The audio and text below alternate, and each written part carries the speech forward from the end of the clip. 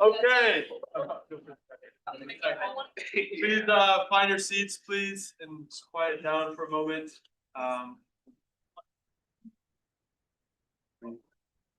Oh. Do that. Yeah. Oh, move.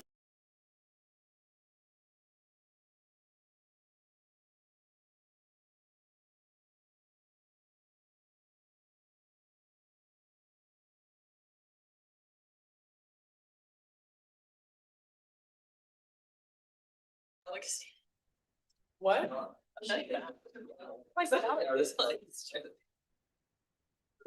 We good? Yeah, you can start. Let me find out real quick. So, quiet down, we're gonna enter roll call, so Julia will proceed. Okay, welcome back, everyone. We're gonna do roll call. Okay, Naya, Here.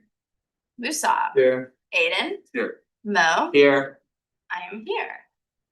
Taya, Here. Miriam on Zoom slide. Here. Aiden De Silva, Here. Chinmay, Here. Tanvi, Here. Audrey, Here. Eddie, Here. Cushy, Here. Aiden Shaughnessy, and Ben. Here. Allie's coming late. Pierce, Here. Bobia, Here. okay. Brian, Here. Yadu, Here. Cameron, coming late, and Drew. Ayan.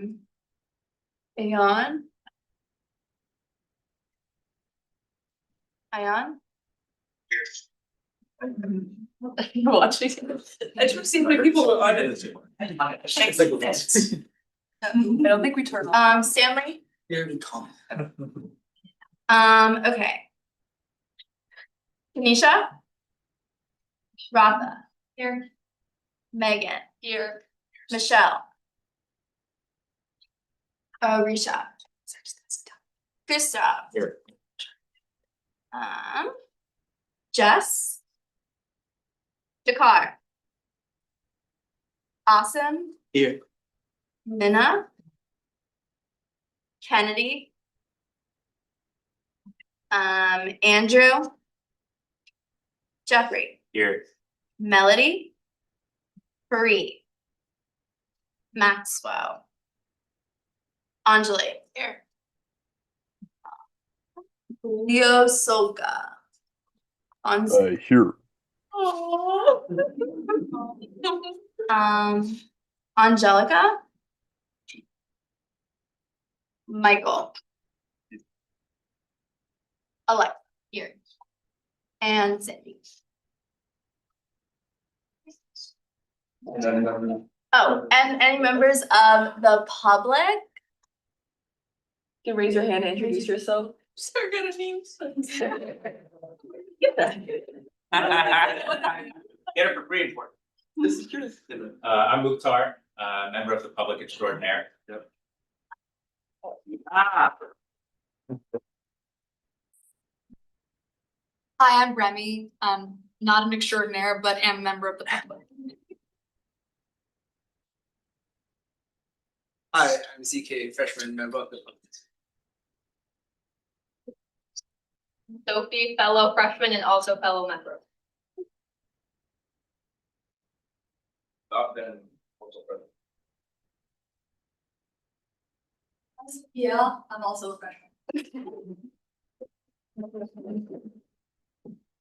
I'm so extraordinary, I guess.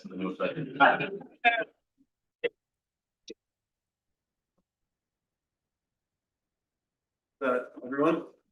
Good, and you have it down? Yeah, okay.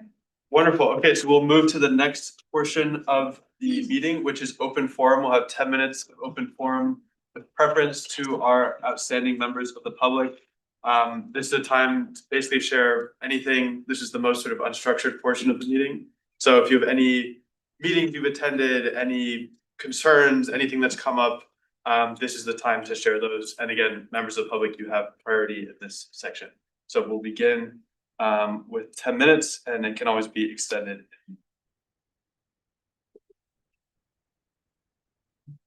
Yeah, This might be a long one, but I drafted a bylaw amendments proposal for University Council. And for those who are unaware, University Council is the representative forum, the highest representative forum in the university. It includes faculty, administrators, staff, and students. And the reason why I created this bylaw amendments proposal was that I felt that the University Council meetings were very stiff and very limiting in their scope and in their impact. So for example, the typical University Council meeting includes the focus presentations, which is really just a watered down overview of some specific process or office within Penn. And then new business portion, which allows students and members to raise concerns to the administration. I felt that the current system doesn't really allow much agency, at least for students as well as for other members. So I introduced a bylaw amendment proposal to change what we talk about and how we talk about it. And because Naya, Musa, and Aiden are members of the undergraduate assembly that sit on University Council, I'm presenting this to the UA to try to get your permission to have them advocate for that proposal. Would you like us to put it up on the screen? We can also send it out. Oh, if you have it, you can put it up on the screen. You can send out the. We can send out yeah, we'll send it in the Slack. It is what, like 40 pages or something? About those.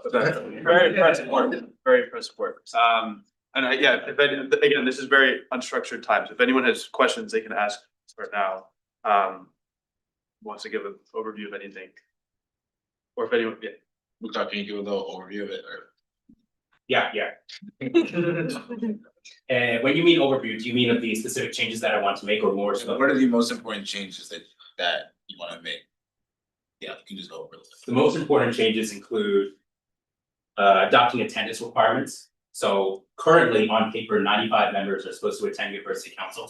Only about like 35 to 40 actually show up. And I think that's a significant contributor to the lack of engagement within University Council. So I want to introduce attendance requirements to make sure that people are attending and that it is an important forum. The second important change is I want to really strip down the quote unquote agenda requirements within University Council. So right now, we're required to talk about X, Y, and Z at the second meeting. We're required to talk about X, Y, and Z at the fourth meeting. I think that constrains the council and what they can talk about. And I think that there are several potential issues that could come up within university calendar year that wouldn't be addressed in council because of those agenda requirements. I guess the third major change I would make is to require administrative response. So if council votes or approves a resolution or approves a specific proposal, I want the administration to be required to comment on whether or not they're going to follow through with that recommendation and the rationale behind it.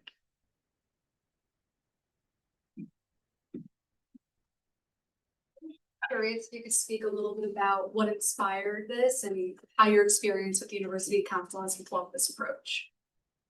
The real inspiration behind this is years of disgruntled feedback from undergraduate representatives. The main use case for undergraduates in University Council is new business statements. We have a diverse group of student organizations that want to use new business to make their voices and concerns heard by the president and the provost. But then we have to wait a month to get any response back. And then that response is often like 20 to 30 seconds and it's very PR fluff, I guess is how I would put it. So I think that was the inspiration behind this proposal. And I guess my experience with University Council inspired this bylaw amendments proposal because not only did I look at the history of University Council by looking through over 1,000 entries in Penn Almanac, but also in trying to utilize connections within the University Council. So I met with Dr. Kathleen Brown, who's the current chair of the Faculty Senate. I met with other graduate and faculty members, as well as Karu and Lizanne, the Vice Provost of University of Life and University Associate Secretary, to try to understand what can be done. And while a bylaw amendment is one avenue, there are other avenues, but I think that this approach is the most upfront and does encourage and instigate more opinion and conversation around the time. Thank you. Sorry, just to clarify, I probably should do a little more clear. Have you had any experience pitching resolutions that have not been given feedback? Is that what inspired this? I think myself and other members of university council. So for example, I would make a statement on the use of spaces within the university and saying that a lot of university spaces are not 24/7. And so a lot of student groups feel very constrained in what spaces they can use, for example, on the weekends. Another example would be DISCO, the Disabled Students Coalition, would make a statement about a particular building on campus having very poor infrastructure for disabled students. And then getting a response that, oh, the university is looking into this and, you know, they have these resources on a website that you can look at. And then that's kind of the end of the conversation, when students really want to be a part of the solution and want to work on long-term changes that isn't really fit in the format right now. Thank you. Okay, any other points from? Not really new business, but just wanted to shout out the $5 of free printing that the college now has. So thank Leo Solga. I know you worked on it. Hulu's done. And Hulu. Leo- Leo Perry. What's the initiative? Well, everyone in the college now has $5. They're piloting like a printing program for you guys. Would Or you, is it like universal for all like college members? Yeah. would you like to speak, Leo? Sure, that'd be great. Yeah, speaking to the free printing briefly, I'm working on, and Drew Liu and Max Annunziatis from SKU and I, still doing a little bit of scheming about how to best publicize it. I'm personally thinking earlier today of like having a nice little free food chat blurb, given it being a free resource that I think needs to be broadly publicized. But thank you very much for bringing that up. I think that's definitely something that we could push the word out there. And would that fit into your flow chart for the free food group chat, Leo? Yes, I believe so. It would, and I was even thinking of like the constitutional argument to be made for it. It's I'm glad you thought that through. Thank you, and thank you for all your work for the last 3 years. This is just a great example. Both of them have been working on this for literally since they started, and now every school has at least some program that has free printing. So we could do it in round of applause. Do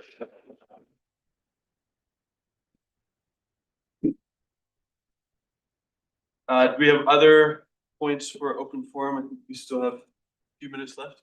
I just wanted to follow up on the point that Andrew mentioned, that in the email, it said that this was like a pilot program and they're gonna look at how much money students are spending. And based on that, they would continue it or expand it or cancel it going forward. Do we have anybody on the UA that's working to like work with administration and look at the analytics and like see if it's a possibility? It's still you guys? Yeah. Okay. Leo? Sure, yeah, I can take that. So, Drew Liu, Max, and I have been in close contact with both the college administration as well as Penn Library's technical team. The college credit is being hosted with the physical hardware in the Penn Library system, and this is something they're very cognizant of is seeing how the data plays out. This is indeed a pilot for 2 years, and I believe the allocation. Actually, I'm not sure the number is public, but there's a decent amount of money, but it's certainly not in perpetuity at the moment. So that's kind of the question of like, what is usage actually looks like is the main question, and how, feasible is that moving forward. But it's definitely something that I'm curious in following up this year. Drew Liu, Max, and I are going to keep on that hunt, but we're definitely going to need some help. And I mean, this is definitely going to extend at least 2 years into the future. And Max and I and Drew Liu, we're all going to graduate at some point. So this is definitely something like I think that UA needs to keep on for several years at least. I'm not sure if that fully answered your question. Yeah, it thank you. Yeah, so hello everyone. I'd just like to announce that the legal services team is looking for a legal services deputy. Woohoo! It's a very fun role. We get to work on connecting students with their attorney and just helping a lot of people. So if you're interested, we will be sharing like a description of the role and an application soon this week. So just keep the lookout for that.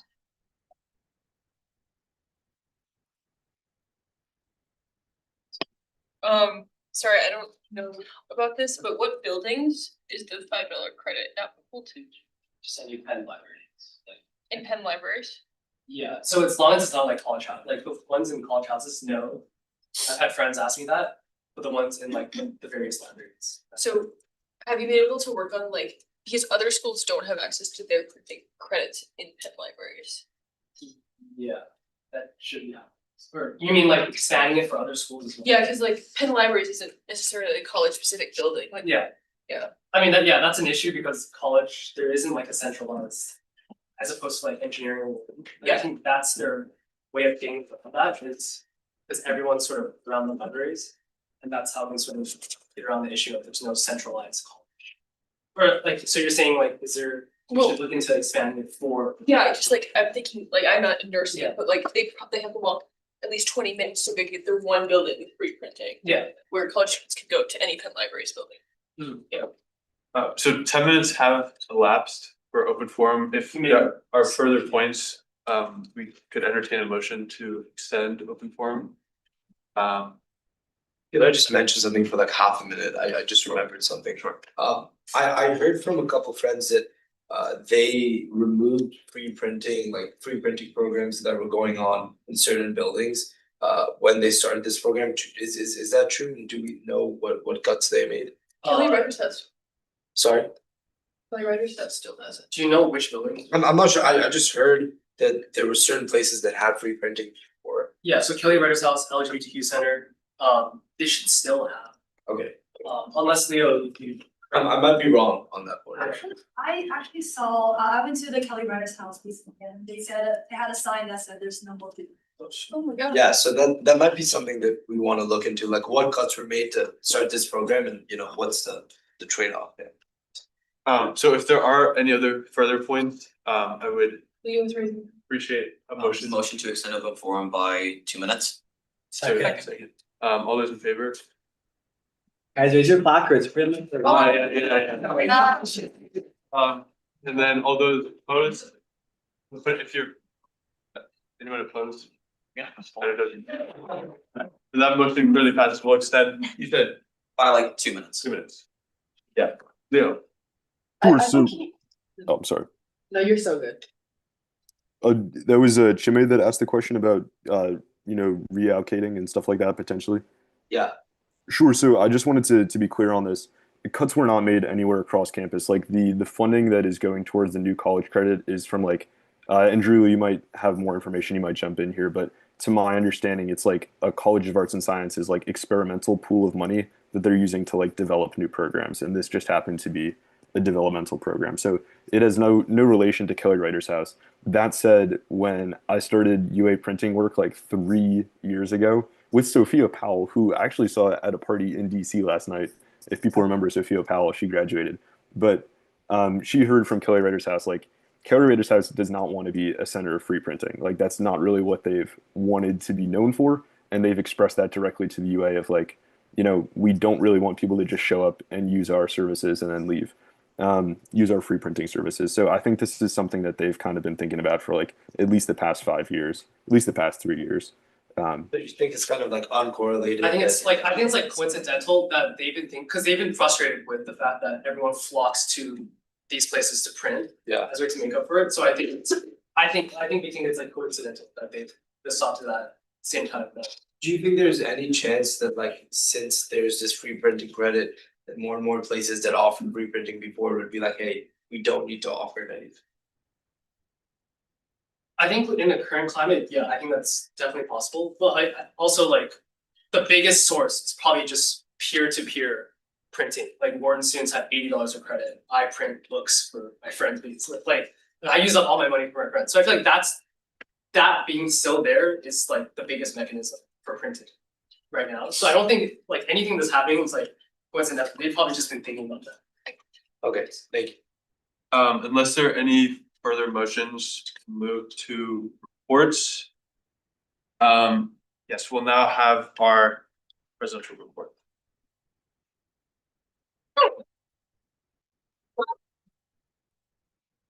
We have a walk-up song?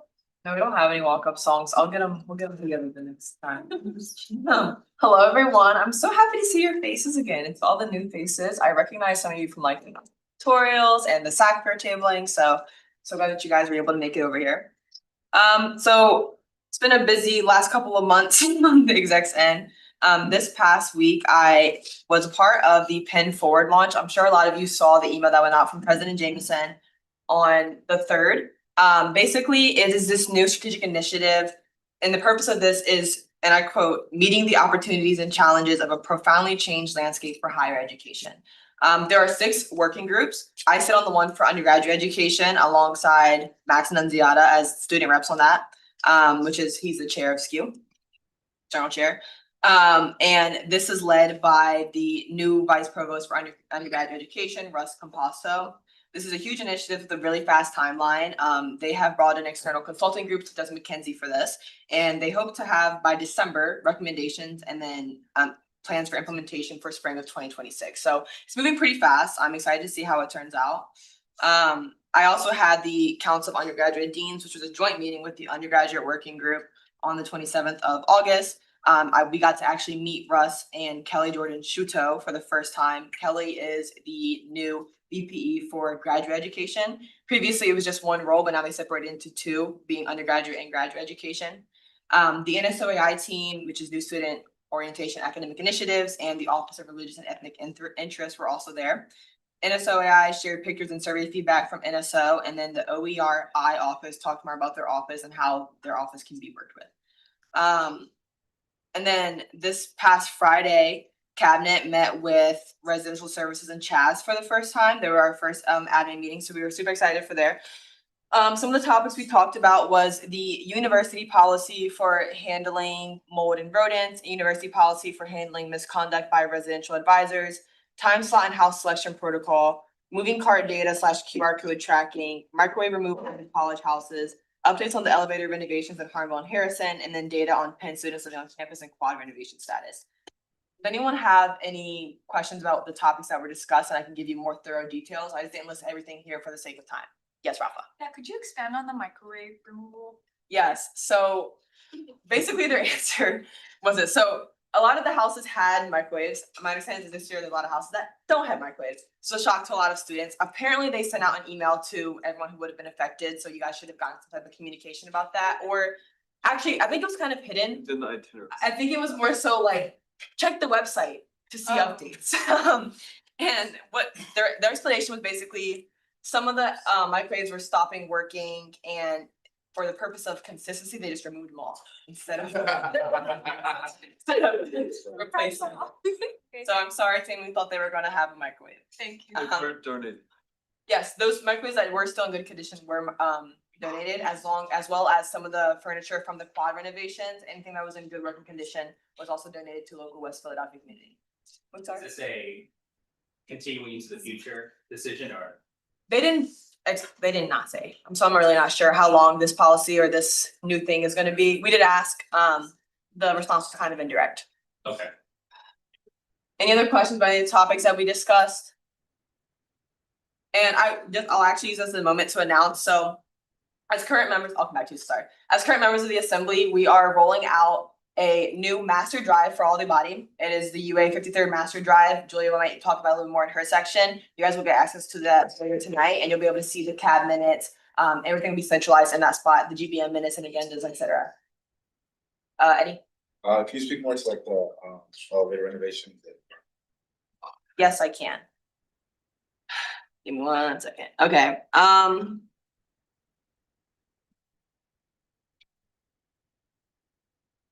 okay, so both of them will be getting all new elevators over the span of the next 2 academic years. The first phase started in August. 1 elevator is down in each building. And then the second elevator will be ready in June. The first one should be operational by the end of January. They asked them not to work over the summer so that 4 elevators can be operational then. And then they said once they bring in the new elevator, it'll be much faster for the other one. It was just like they were struggling to find parts. So they've gotten that sorted out now. Any other questions about any of the topics that we talked about in this meeting? Data on students living on campus. Yeah, so basically we just asked them like how many students currently live on campus and how those numbers compare to previous years. We're currently 99% occupied on campus. They said they're still waiting on a handful of students to come back, and they said they currently have over 6,000 students on campus, which is bigger than ever. And then the class of 2029 is bigger than other classes by about 20 people. I mean, that's significant. Yeah, apparently that's really big. And previous years, like last year, they said they were probably around 98%. Any other questions about topics we talked about? Okay, Grant. Moving on, I also had my one-on-one with Gary Pecora, who's the AVP, Associate Vice Provost for Education and Academic Planning. I meet with him bi-weekly. Last week I met with him, I talked about the new Kite and Key curriculum for the college and then the process for adding new minors. Does anyone want me to elaborate on any of those points? And you elaborate on Kite and Key. Yes. Okay, so basically with Kite and Key, nothing's finalized right now. It will likely cause the current gen ed curriculum to be thrown out. Cause it's been over 20 years since that curriculum has been looked at. It's both supposed to be qualitative and quantitative. There's a first year seminar and then there's a kite and then there's a key and then there's a writing seminar. I'm not really too sure. I'm important. I am in Wharton, so I'm not really too familiar with these terminologies, but I'm understanding that anyone who is already here will not be affected. You'll kind of get grandfathered in. Probably like the class of 2031 will likely be affected by this. Yes, Audrey. Yeah, I sit on the committee that's been doing like the gen ed reforms for this, so like from what I've talked about this committee, it's like the Kite, it's a small pilot program. I think it's like 120 students and they're divided into two groups. Kite is mostly humanities focused. And it's a lot of questions about like, why are you in college and what is the value of liberal arts education and who are you as a person? And then the Key is very much like hands-on science, or like more STEM vibes basically. And like the whole thing is like it's very experiment based. So even if you're not like a quote unquote STEM person, you're like meeting people and making connections, like learning about very broad science hands-on in a hands-on way. Thank you. How do they determine who is part of the Kite? People opted in like as once they were accepted. Yeah. People voluntarily did this. Yeah. They had like a thing that they sent out to all the people who were accepted and like committed. I'm sure they made it sound really special. Yeah, I think that they got a lot of people who said they wanted to do it. So that's turned some away. Any other questions about that? And then I will also be meeting with him again next week. Does anyone have any immediate questions they want me to ask him or bring up with him? He oversees like all things academic planning. Now with the new vice provost of education, he now just does a lot of misconduct for students, but still oversees them all. Does anyone have any questions they want me to ask? No. Upcoming meetings. So that undergraduate working group for the PIN board launch that I mentioned, that's on Tuesday. That's our first meeting. I have a one-on-one with the vice president of Division of Public Safety, Kathleen Shields Anderson. And then next week, this week, cabinet is also meeting with SRFS. Does anyone have agenda items for that? If anyone is not familiar with SRFS, it's the Student Registrar Services, think financial aid and the student directory and all things of that sort. And Pat that pen, yes. Yes. Mukhtar? This was mentioned last year, but can you ask them why NK is not a link on that still? We actually did bring that up at the last cabinet meeting. Yes. Yes. About the pen, including the batch registration. What, anything specific about that? So I had an issue this year where I received credit the wrong way. I was supposed to receive credit for physics 102 and 150. I received credit for physics 151. And because of that, the system thought that I already taken the course. And all of the 4 courses I had registered, they gave me none of them. They didn't consider me at all in the period. And so I had to kind of compromise for a whole month of me contacting them, telling them about this. And they just fixed it like 3 days ago after I had already like kind of made things work for me. So I believe that the follow-up should have been much faster. It's just fixing the mistake in the system to open the course for me. Terry, you received credit for both physics 102 and physics 150. I was supposed to receive for 150, I received for 151 and 150. I didn't receive for 102. And only when I spoke to someone from the Department of Physics, and they told them that made a mistake regarding the credit, although I told them it's on the website, anyone can see it. When this happened, they responded and fixed it, but I was sending out emails and getting no responses, that's shouldn't happen. Thank you. A little note, PennDOT Pay is on Path at Penn now. If you go to view my bill and my profile, it's like linked, auto linked to it. So I think they fixed it, but yeah. Okay, Yeah. forget what I said. Okay. Any other topics for SRFF?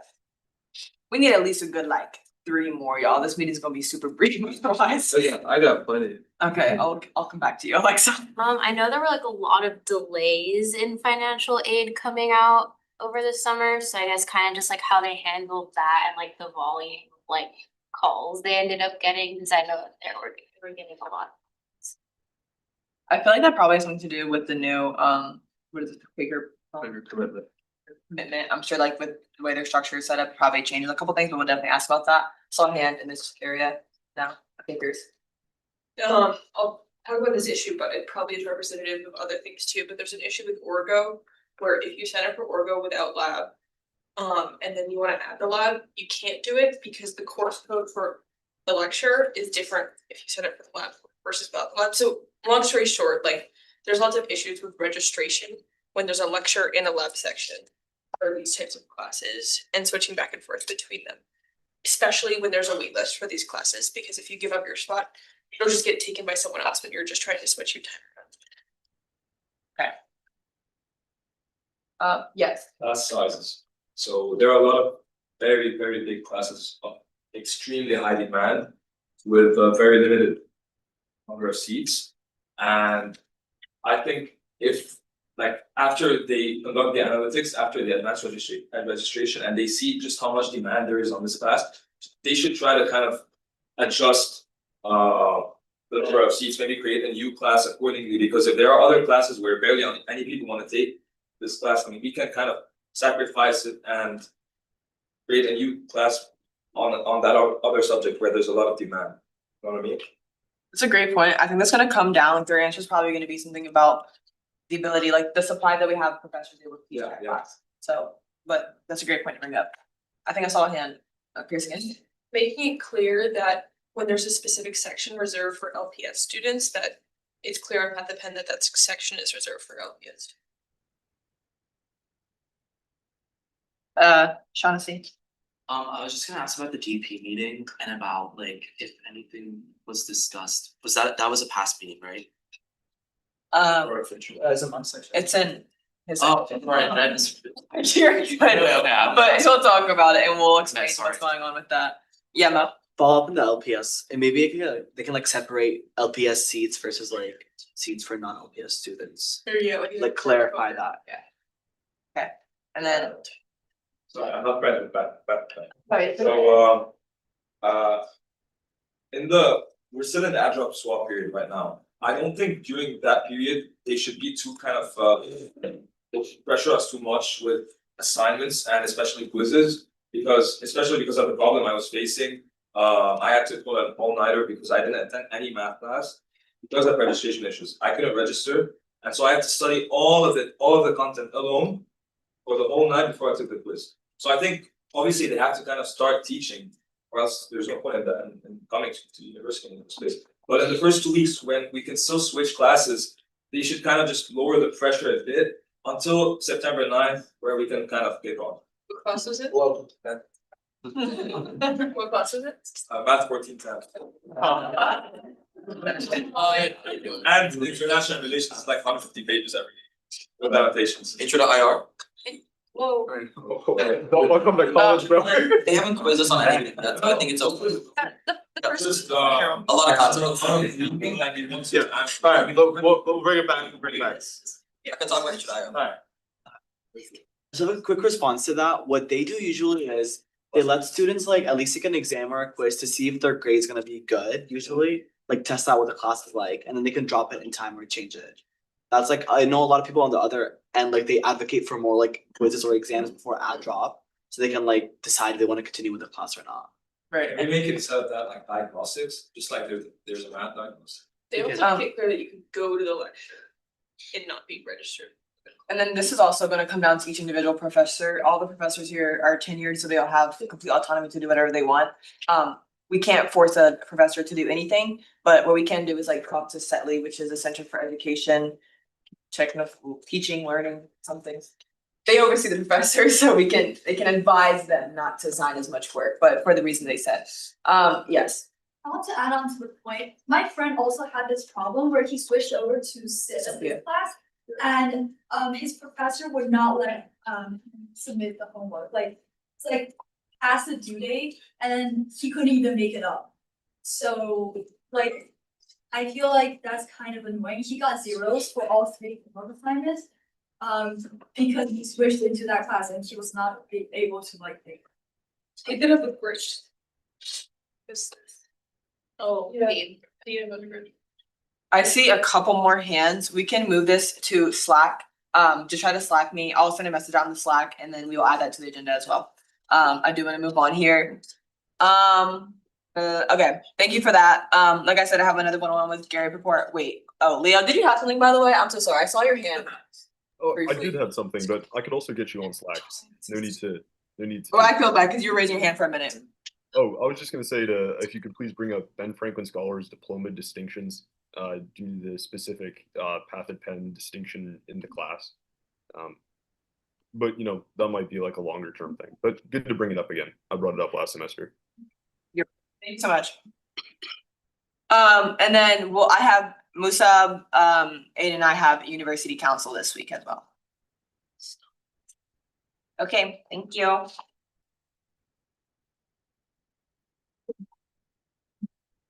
Hey everyone. Okay, we'll be a bit quick.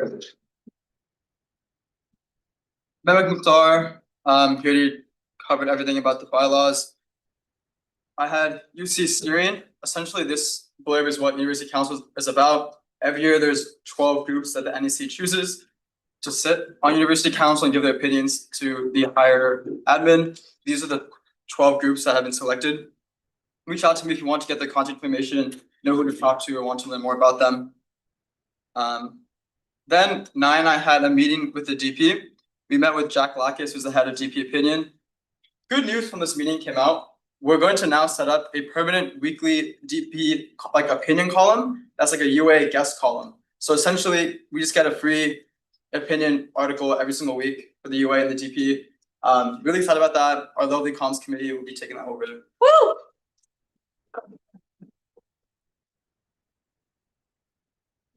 13 student groups. Oh yeah, 12, and then UMC as a permanent seat. Oh. Yeah.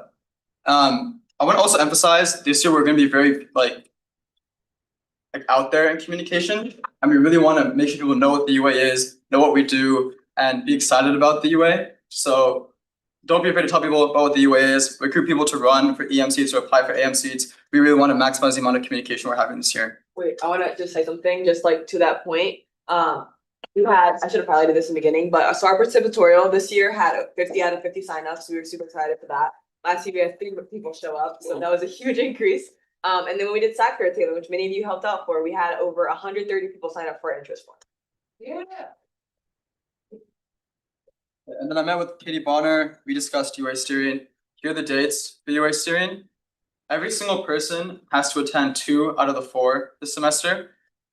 I hope they will be very interesting meetings. If you have any suggestions for what topics, groups you want to bring to UA steering or things you want to discuss, please let me know and we can figure those out. But make sure to remember those dates. They'll also be on the Google Calendar. Also, I'm going to start one-on-ones with all the steering groups. So if there's anything specific you'd like to know about a steering group, let me know. I can put you in contact with them or try and get your question answered to them specifically.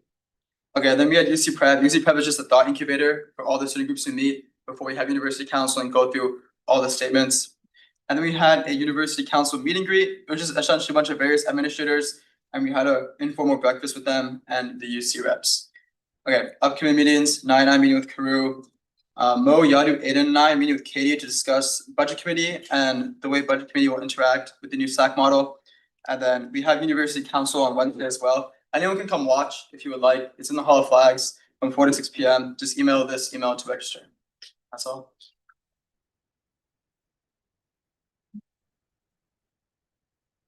So for me, past meetings, we had a few CAB meetings at this point. We're very excited for the year, and the first committee meetings will be this week. As a reminder, weeks for the UA begin with GBM, so this is the first week for the UA. Also, I'm a little bit sick, so that's why I'm wearing a mask, but just a reminder for attendance, the bylaws state that you can't miss 25% or more, obviously, of committee meetings per semester, and so that would be 3 meetings this semester. So if you're over, or if you reach 3, then you are subject to other upcoming meetings. As my subject said, meeting with Katie, and then there's University Council this week. And then a bylaw of the week, which is under committee meetings. Committee director shall schedule their committee meeting such that under ideal conditions, all UA members are able to attend. And then this goes on. I appreciated the word here at the end. Preciously, I thought that was excellent. I did have to check the pronunciation of it, that I wasn't sure that I was saying it correctly, but an important bylaw there. A quick little bit about UA week and retreat. We're sort of shifting things around slightly for retreat and the way that we go about the education portion. We are dividing it up, so it's not all one session, and we have a few different sessions throughout that week. So the first is on Monday, September 29th, which is sort of the normal UA 101, similar to what we went through last year. That will be from 8 to 9:30 p.m. And then the following day, we'll have an inclusion training with the OREI office from 8 to 9 in Huntsman. The others will announce the locations at a later date. And then on Wednesday, we'll do a little bit more UA 101, talk about university structure. If you're unable to make these meetings for religious reasons, or if you have another conflict, there are ways that you can make up the requirement for the education portion. So please reach out to me if that is an issue, or if you have something during those times. We also have a interest form. Maybe someone could send that in the Slack real quick. I'll open it up here so people can see. Yeah, if you guys can pull out your phones and pull out Slack and fill this out briefly. So we are considering an overnight retreat, which would likely be a couple weeks. Oh, well, sure, yeah, we can apply for that. Which would likely be a couple weeks after the education portion, due to scheduling, also giving new members, if we do this the same week, new members will have like 2 days. They won't even have a GBM before. They would do an overnight retreat, which might be a little strange for some of them. So this is just to gauge interest. If everyone says this is a terrible idea, then we obviously won't move forward with it. But please fill this out. It lays it out here. Would likely be on October 18th. And there would be a small fee, which would include the housing accommodations, food, and travel. There will also be financial assistance if needed, and we're very happy to give that out if you have financial need. But that is also a consideration. So if you don't feel like this is a good idea, this is why we're doing this, let us know. But please fill this out. I'll give everyone a couple minutes to do that. And I'm just gonna butt in here because he said that like it was just so boring. I am so excited for this. We put in this has been like a long-term idea that exec has, and then we brought it to cabinet and everyone liked it and agreed on it. So we're super duper excited. We're gonna share more details after to see. We're trying to get like an idea of what the vibe is, how we're feeling about it before we announce like where it would be and what other things would be included. But I am so excited for this. Not to be biased or like force you guys to sway one way or the other, but just saying. Yeah, I'm told to be serious, and then I'm not interesting enough. Can't get it right, but my apologies for that very lame introduction. Your tone was just so monotonous. Oh. Don't take that. Don't take that. Fight. No, we said we get impeachment. Alright, so we'll do like 30 more seconds. It's in the Slack as well, but please fill this out. We do need to have a sense of numbers, and Know if people are available.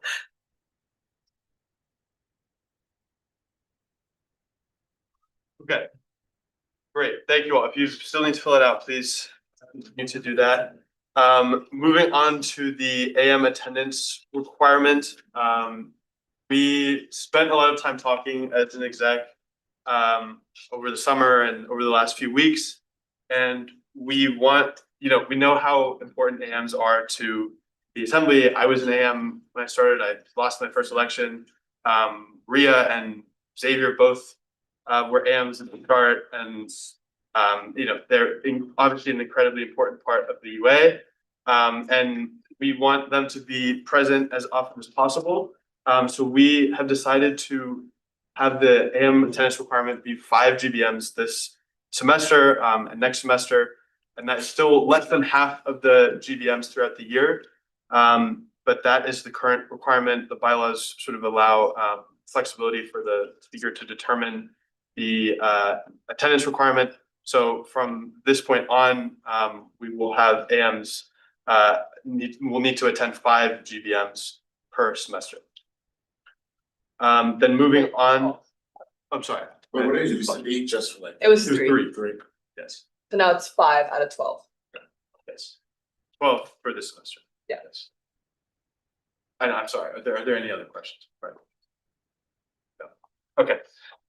For GBMs, the schedule is here. I will also open that. You all obviously made it here today. They will all be in this room. We have some lovely windows. I think it's going to be dark every time, but at least we have some windows. You'll see the schedule here. We don't have meetings over fall break, obviously, Thanksgiving break, and then we end before reading days. So there is scheduled 12 GBMs. And then again, these are the weeks for committee meetings. The UA week starts with the GBM. So that's how the schedule will play out for this semester. With tech, I hate to come to this, but I do ask that we try to refrain from using tech during our GBMs. They should be quite significantly shorter this year because we do not have any contingency requests. We're going to continue to try to shorten things and try to be as efficient as possible. And if you all have any suggestions for making things more efficient, we would love to hear those. If you have something that you really need to get done, or there's an issue, you can come talk to me. I'd be happy to work with you. If you absolutely need to use something, but please try to refrain from using tech during the GBMs. And this is just a brief, I'm not going to read through all this, but this is just a brief reminder for attendance.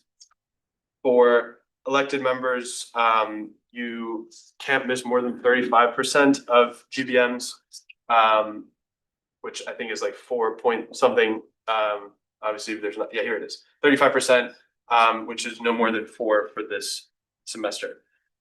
The external seat interest form, I did send that out earlier this week, and thank you to everyone who has filled that out already. There's still a lot of folks who haven't filled it out yet, which is fine. It's only been out for a few days, but please fill it out as soon as possible. So, and if someone could send that out in the Slack, that'd be great. If you all could fill that out to get yourself on an external seat, and for those members of the public who don't know, and for any new members, a bunch of departments across the university have advisory boards or have some sort of method of hearing feedback from the student body and from other groups. And they invite us to sit on many of those external seats. So you'll see here, just for a quick sense of what's available, a ton of different departments that we have openings in, and they seriously value our feedback. So please fill this out so we can get you on one of those. And if there's anything that isn't on here that you have a question about, reach out to me. I only included ones that we had confirmed last year. And then I'm working on reaching out to the ones that we have had previously that weren't confirmed. But again, please fill this out as soon as you can. Special elections. We have 2 openings in the college and 2 in engineering, and that is open to any upperclassmen. So any of you all here that are AMs at the moment, I would absolutely encourage you to run in those special elections. The prospective candidates meeting is tomorrow at 6 p.m. I believe I linked it here with the Zoom link. So you can go to the agenda there. I think Katie also sent out an email. But would love to have more of our AMs move up. Also encourage your peers to run as well, but we have 2 openings in the college and 2 in engineering. We'd love to have you all step up to those positions. Membership updates. There's a few AMs who have notified me that they're stepping down, Angelica, Leo, and Nick. And then we have a bunch of new AMs who have since gotten back to me since the previous GBM. So we have Andrew Pari, Kennedy, Michael, Austin, Leo, Anjali, Minna, and Max. So we can do a round of applause for all of our members.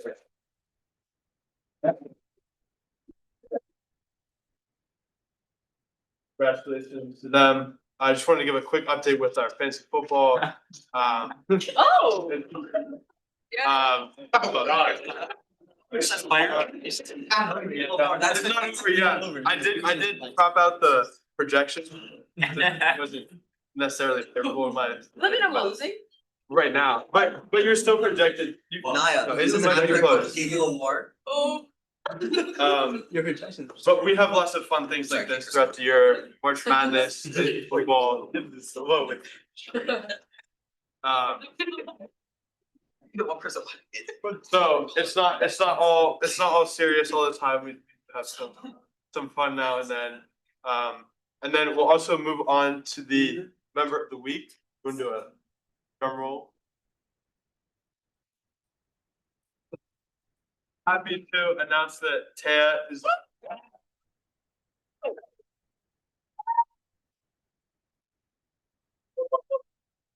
He has stood up our brand new comms committee and done a ton of work over the summer, over the last several weeks. I think we have 2 versions. Of Teo.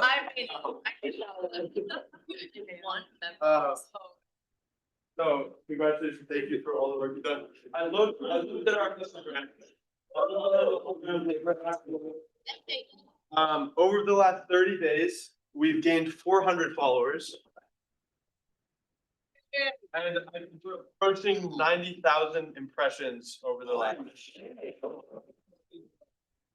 Incredible work, and all of you have already done such a great job in comms, so we're really looking forward to the work that you continue to do. And thank you again for all the work that you've done today. Excited for comms.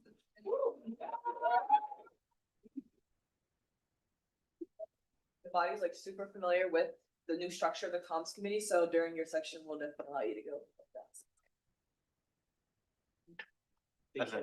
Well. Now for the treasurer.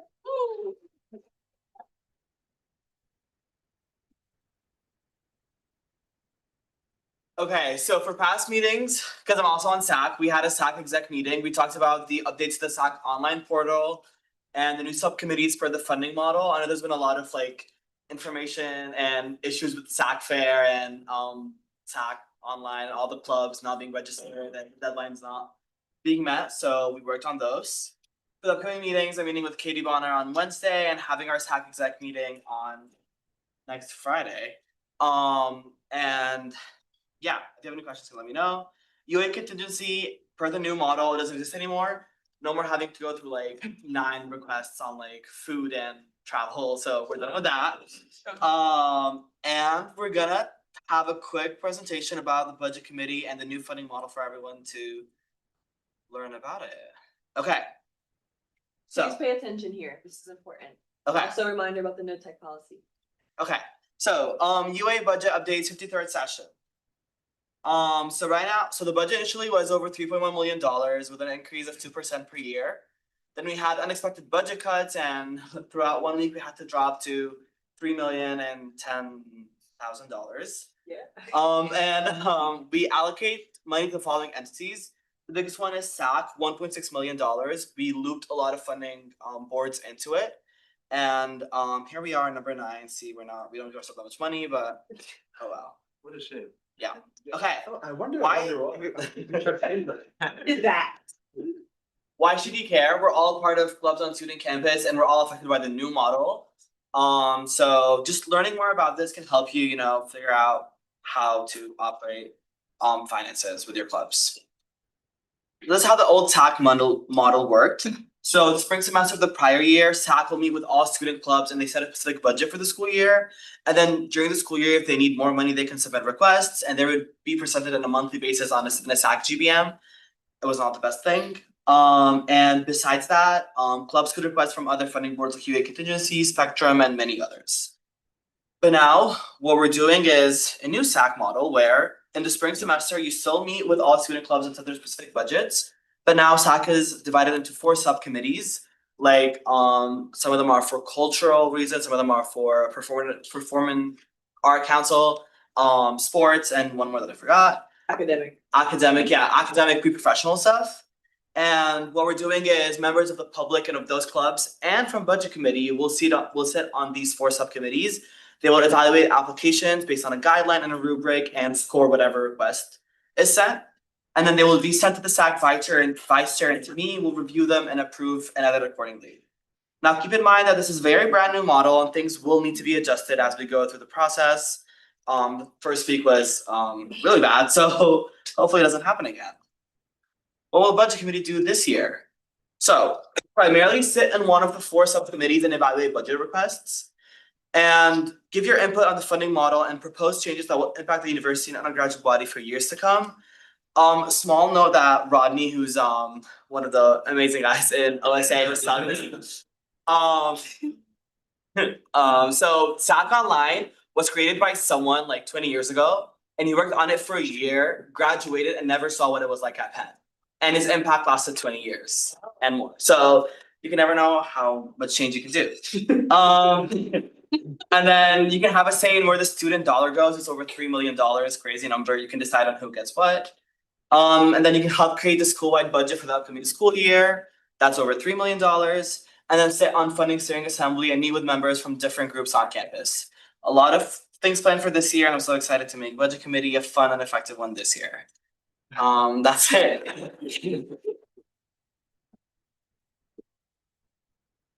Any questions? Chime. So about the 2.9% decrease, is that a 2.9% decrease from last year, or is that like, because I know we got like some like 1.7 or like some increase, so is that where is that 2.9%? So every year you get an increase of like around 2%. Yeah. But then after the unexpected cuts that we got, we had to decrease it by 2.9%. So the 2.9% is after the increase? Yes. Okay, so it's something like a 1% decrease from last year. it was after the budget was allocated, we had that budget season where they told us we had to cut like $150,000 from the overall budget after we'd already. It was like an increase 2.9 and we cut 5, so in reality, we lost 2. So we lost 2% from, so the budget's 2% lower than last year. Yes, so it is lower than what it was last year. The current This is budget like- that we're living under right now. This is what we passed last year. Yeah. Okay. Yes. What are the election/application processes for being like a club serving on one of those subcommittees? Okay, so the details are not finalized yet, but we're really looking for people to like if it's the performing arts committee, people who are part of these groups to sit on them. Details are not finalized yet. It should be more simple, not very complicated, but it should be rolled out like next week. Okay. Other questions? Okay, we're done.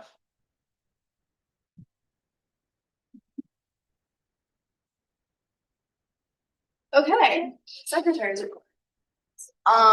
Okay, so subject 1, the website and the picture in the bio. Naya mentioned this before, but we talked about having a master 53rd session drive where you can find everything, meeting minutes, meeting GBMs, cab minutes, all of those things. So that's all like logistical stuff. You should be getting like meetings on your Google Calendar, all of that stuff. So please let me know if like you're not on the Google Calendar. Something that I'm also excited about in that drive, there is an admin directory with all the relevant admin that we like talk to and communicate with. So you guys also be able to see and reach out to them directly. Some of them say don't reach out to them. For example, President Jameson. Probably don't email President Jameson. But there's other direct admin that you guys will talk about or get to see there. So we're really excited for that as well. Yeah. And so also we are making the website and this will be a role put onto Taya, but I do want to collect pictures and bios, and I was gonna make a Google form, but then I don't like Google Forms. So just send me an email with your picture and your bio, and I'll put them together on a spreadsheet and send that over to Taya. I had a one-on-one with Katie Bonner about airport shuttles. So Katie, in the first meeting I had with her, Katie asked Karu, who is like the director of VPOL, to contribute money to the shuttle. So previously, business services had contributed all of the money for airport shuttles. For background, for anyone who doesn't know, airport shuttles is the service we provide in the fall and in the spring, taking students to and from the airport.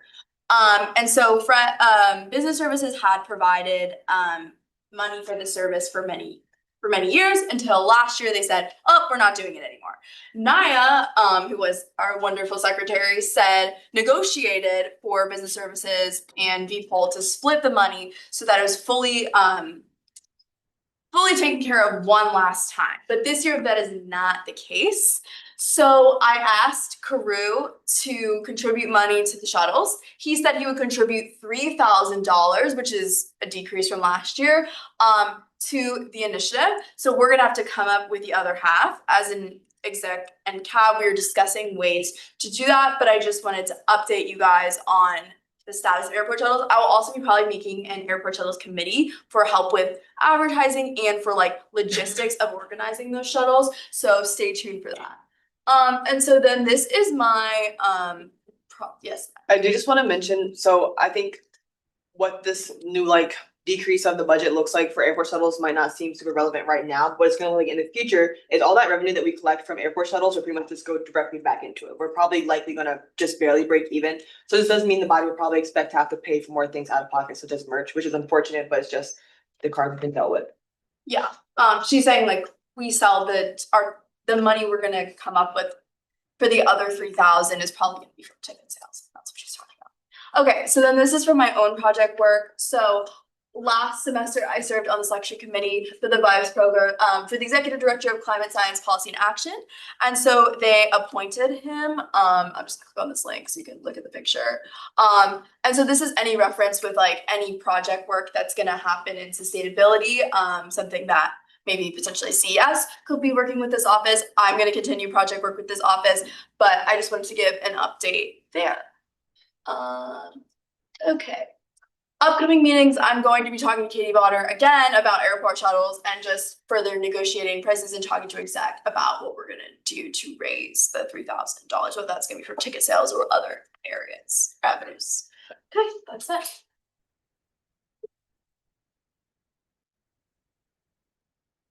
May I ask a question?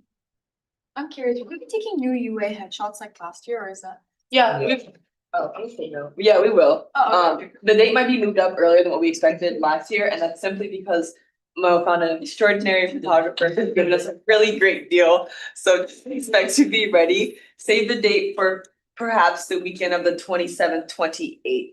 Like October 4th, I believe. Isn't the 4th? No. That's not. Oh, yeah. September 27th and 28th, one of those days, save that date and just be ready for some perhaps last minute communications, but just know we're getting a heck of a deal. Great. So can we send you the photos after we do that? Yes. Okay. Or if you could do at least your bio and then. Yeah. And then maybe like a temporary like placeholder, and then it can be updated, because I do expect a lot of traffic onto our website that's coming up fair. soon, so we wanna try to make it look, nice and clean. Thank you. Maybe 8,000.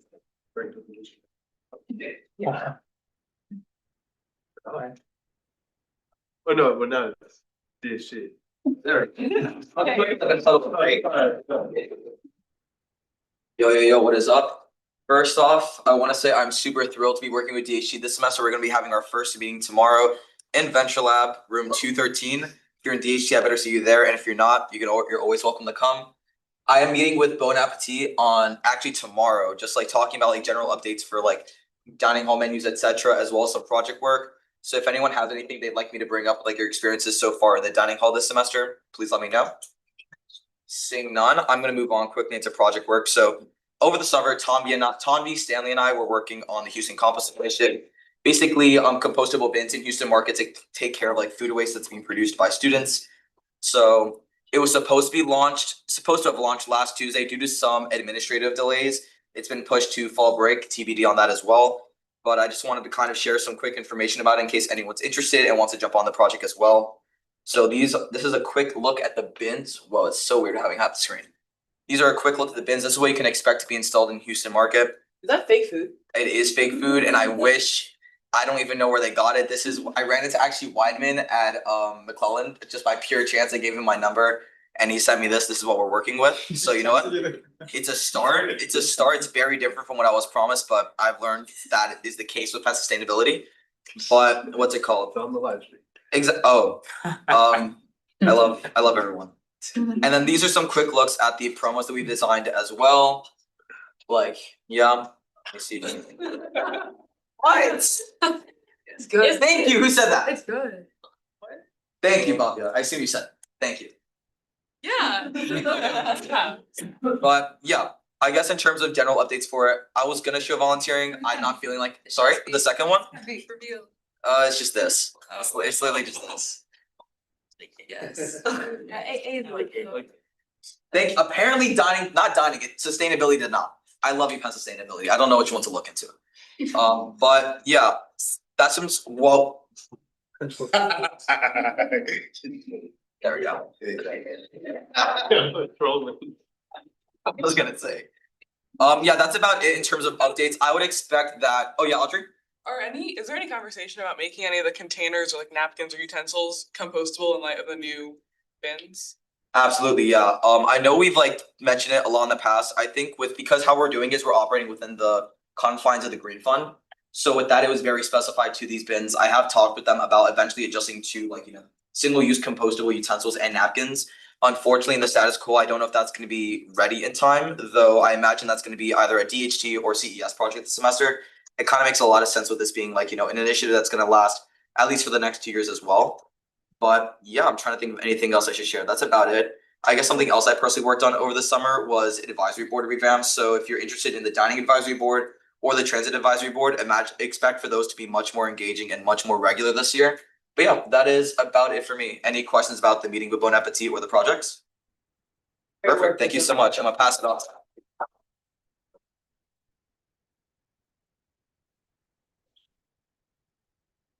When are you meeting? Introduce yourself and say when you're meeting.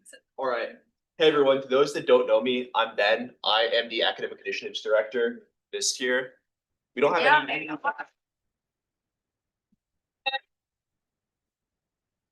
No updates yet, but those of you in my committee, reminder, we are meeting tomorrow at Van Leeuwen's, I think from 5:30 to 6. Yeah, we are. Guys there?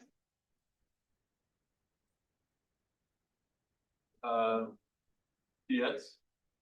I stay or. Did I say? I was trying.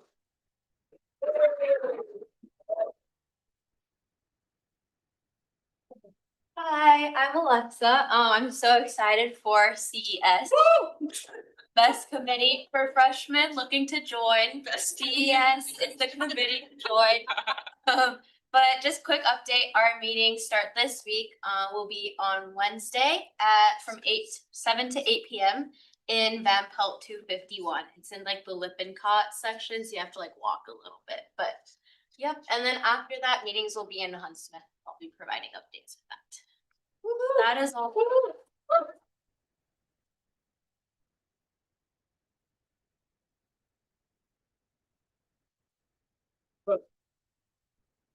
Hi, I'm here. Hi, I'm here. Oh my god. Oh, the wind is crazy. Rush PI, if you wanna learn how to row. Rush. Yeah. Yeah, AI. Everyone's This will be for freshmen and sophomores and juniors and seniors. Yeah, we're meeting also in Lippincott 251. For first week, but we will be meeting Tuesday, 6:30, 7:30. Crazy coincidence. We're also meeting in Huntsman, room TBD, starting September 16th, the week after. Yeah, little caveat with that is that steering is on Tuesdays from 7 to 9. There's 4 steerings, but there's actually only 3 of them where we have committee that week. So during those times, we'll be meeting from 6 to 7, just so everyone can make it to steering. And I'll like. Oh, no. Oh. And I'll send out reminders when we have those dates. But yeah, yay.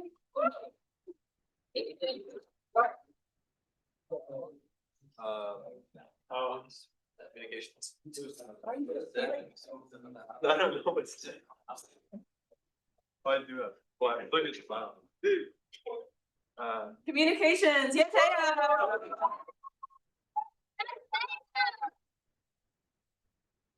I'm very excited that we're all back together and I'm very excited about comms this year. So as you guys all know, historically we've had a comms director, but never a comms committee. This year we've got 5 committee members and they're all split up into like specific roles, which I'll just name. You guys will get to know them better throughout the course of the semester. But we've got our social media managers, which are Minna and Melody. Who are Aiden and Eddie. Website and digital infrastructure, who's Bhavya. Outreach and community engagement, and that's Anjali and Megan. Working with you guys, we're going to be working to like promote and market the UA in general, but we're also here to support you guys in your individual projects. So in the next couple days and weeks, we'll like let you guys know how you can reach out to us about like marketing any of your projects or initiatives. And yeah, I think that's it for now. Yeah. Questions about comms just for now. Yes. Oh, committee in general, if you guys can't make any of your committee times, like, please let any of us know. And also, like, there are options to switch committees specifically if you can't meet that time. Thank you.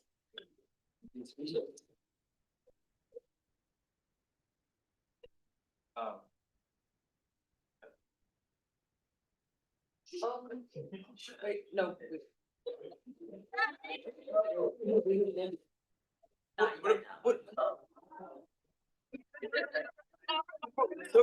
Okay, fine. It's, I figured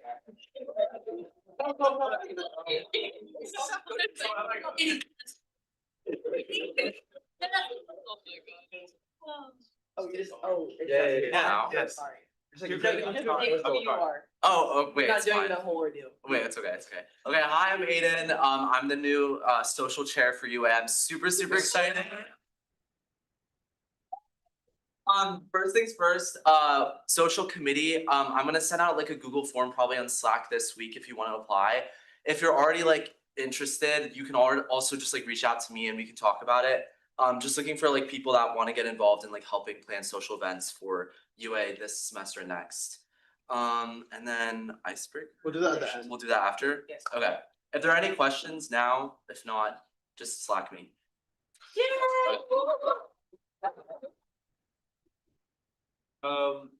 Okay, I don't think we have any. Oh, wait, come on. Also, people, if people. Oh, if people want Oreos, Now's a please good time. pick them. Thank you. Just pass it around. There's apple pie. Tell me how they are. That's really good. Yeah, my feel actually. We can take a moment to grab that. Alright, we're heading Yo, what's up? over. Ask me, Leo, take this. very, I apologize, we don't have any virtual cards, but Yeah. we all have snacks. Oh, I'm a low key. Hey, now that it's here, I mean.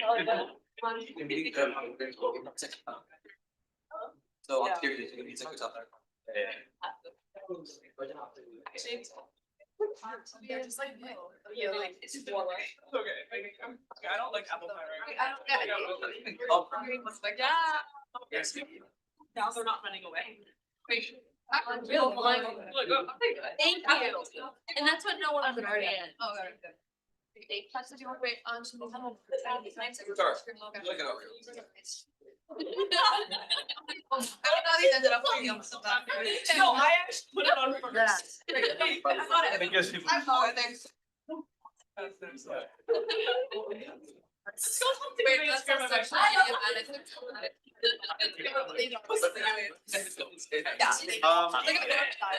Yes. Oh, Yes. you loved it. I know. Wait. Alright, Andrew. we can take our seats. Everyone. Yes, I'm not really. People could take their seats. You can still pass around the Oreo. But please take your seats and if we could bring it back, we just have one more piece of business, which is the budget committee elections. I'll just run through some brief procedural items. So we're gonna have a description. We already did have kind of a description, but if you could just briefly do a description of the role, and then there will also be at least 5 minutes for questions to previous holders of the position, and that would be you, Mo, and Yadu. So I don't know if I informed you that beforehand, but there are at least 5 minutes of questions for you to after given the description. Okay, so budget committee will sit on one of the 4 subcommittees, evaluate budget requests. There's 5 every season, so I expect like 5 of those per semester. And then you're gonna help me create the school-wide budget for the next school year, so over $3 million divided across like 10 different boards. Sit on, I think it's like a monthly funding steering assembly, so meeting with other members from different groups on campus, kind of similar to like steering for UA, but more funding wise. And just give your input and propose changes that will impact the student life for the upcoming years. Yeah. So now we will enter at least 5 minutes is what the bylaws say. You said each member is gonna serve on one of the 4 subcommittees. Yes. So there's gonna be, We can, for the bylaws, we can elect 2 budget committee. so each one's gonna serve on 2 sub. Just Wait, I think he's just saying like, you're along with being on budget, you're also in a committee. He's not saying that there will be a budget committee in every subcommittee. Okay. I think he's trying to clarify the number of budget committee people we're electing because we have 4 committees, so we're gonna sit on 2 then by extension. The bylaws state that we are to elect 2 budget committee members at the first or second meeting of this session. So we are fulfilling our requirements as stated in the bylaws by electing 2 budget committee members. That doesn't mean that there won't be changes in the future, but we elect 2 budget committee members. Daniel, is that your? Do you mind asking why the budget brought unexpectedly?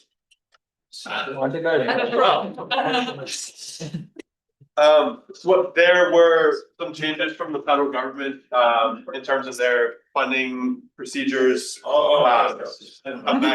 Certain grants. So They're just Penn is taking precautionary measures across the board, so they're retroactively cutting funding. yeah. So we have to do that. So yeah, so now we will enter at least 5 minutes of questions. We can entertain motions to elapse that. But we can at least entertain some questions for at least 5 minutes to the 2 previous budget committee members. Are there any questions? What's the biggest concern you have with future funding? Oh, that the model is gonna fail, but hopefully it doesn't, but we literally have no idea. It's like the first time implementing something very like new, and there's already been a lot of problems, so we're trying like really hard to work on them, but hopefully it continues and everything's fine, but yeah. I have a question, like, why did the process have to change? Good question. So it's been like in the works for like a while now. They just thought that the way it works previously is you could like submit a request to like, I think over 12 different funding boards. And each of those boards would meet at different times, different weeks, process different things and have different rules on how they want to spend their money. And we thought it was inefficient to have 12 different groups evaluate them when we can have a smaller number of groups with more money to evaluate them on the same criteria. So Like streamline the process. basically, exactly, yes.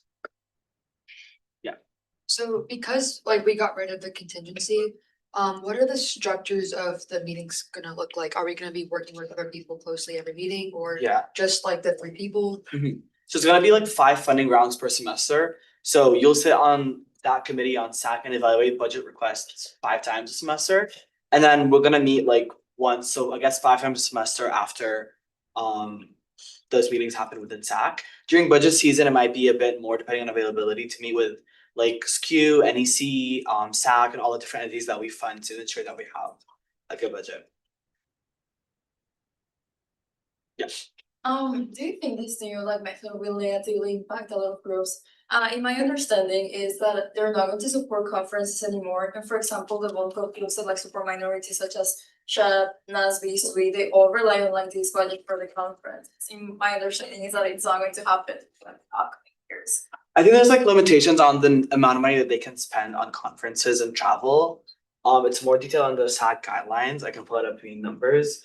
But there's also been talks in like, I know that there was like 12 different boards and each were like for a specific group of people. It's kind of still similar in a sense that like, just because we grouped all the money at once doesn't mean that we're gonna prioritize certain like people over others, certain clubs over others. There's also the 7B, they still have, I think, a funding board that still was not collapsed, and this is left for that reason, I believe, separately.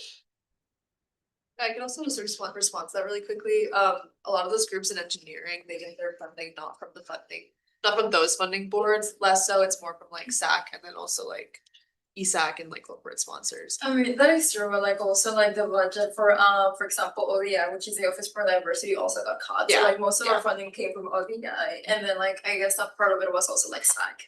But now like obviously with like all like the budget cuts and stuff, it's kind of complicated. Yeah. And we can try to keep this to questions about the goals of budget committee, and also Yadu is happy to answer. I assume is happy to answer questions as well.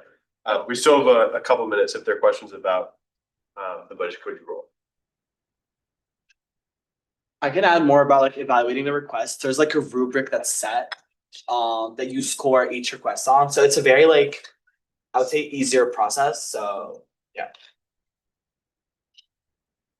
Like time commitment is it for a week? So it's like 5 meetings a semester, so 5 by 2, like I wanna say average of 1 hour a week, some week maybe like 2, some weeks maybe less, none.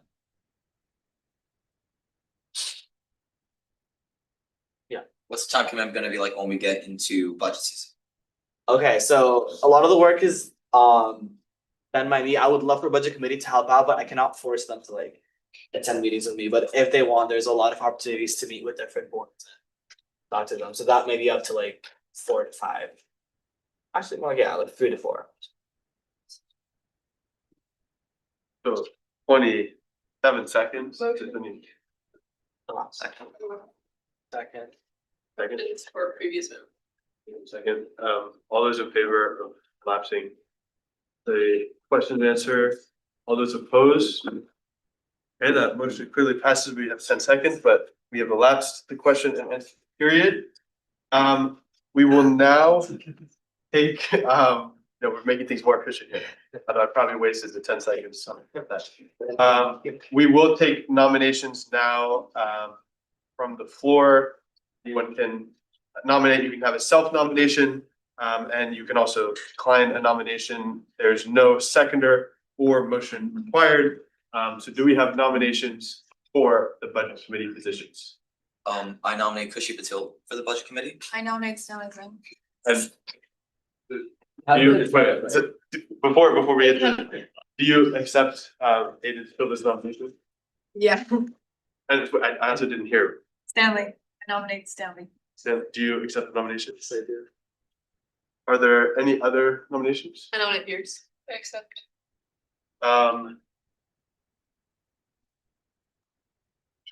Let me.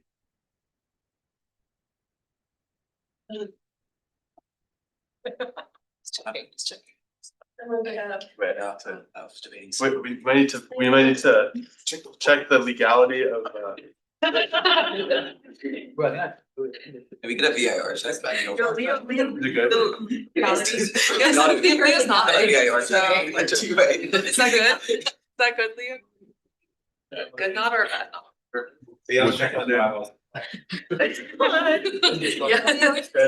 Yeah, I think it's good. I think it's about external boards. Yeah, okay. Good. Yes. Any other nominations? Any other nominations for budget committee? Okay, seeing that there. Oh, I do apologize. I'm sorry. All right. Yeah, can I nominate myself? Absolutely. Period. Yeah, Mario. So we now will have speeches from the candidates. Sorry. Oh, I'm so sorry. Nominate Drew. Do, I'm deciding if I want to. well, do you accept the nomination? Am I allowed to swear in my speech? You're allowed to say whatever you want. It is being recorded, is live streamed, and will remain on YouTube for as long as YouTube is around. Don't forget I stuff.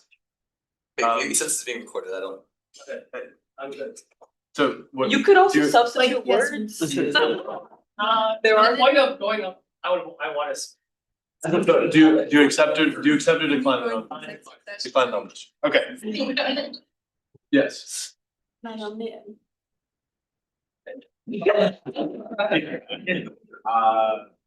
I'll accept. That's great. Okay, any more nominations? I mean, we could get the whole crew here tonight. Any more nominations? Yep. We're good? No more? None on Zoom. Okay, so now we will have, I'll read bylaw 173, just so we're all clear on the following steps. So following nomination, each candidate shall give a speech in the order of their nomination for no longer than 3 minutes. Answer questions from the UA and the general public for no longer than 10 minutes. 1 minute answer times. In the ordering of questions, members of the UA shall be given priority. So what we've done previously and what we've done for other internal elections, and I believe it's good practice, is to have the, we'll go in order and we'll have the other candidates step out of the room.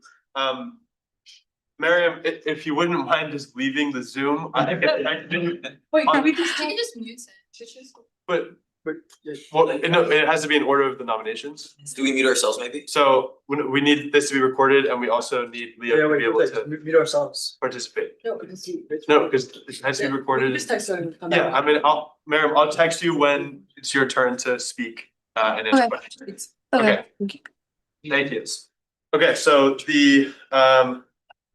so Kushi was first, so she will speak first and take questions. And the other candidates we will ask to step out for this process.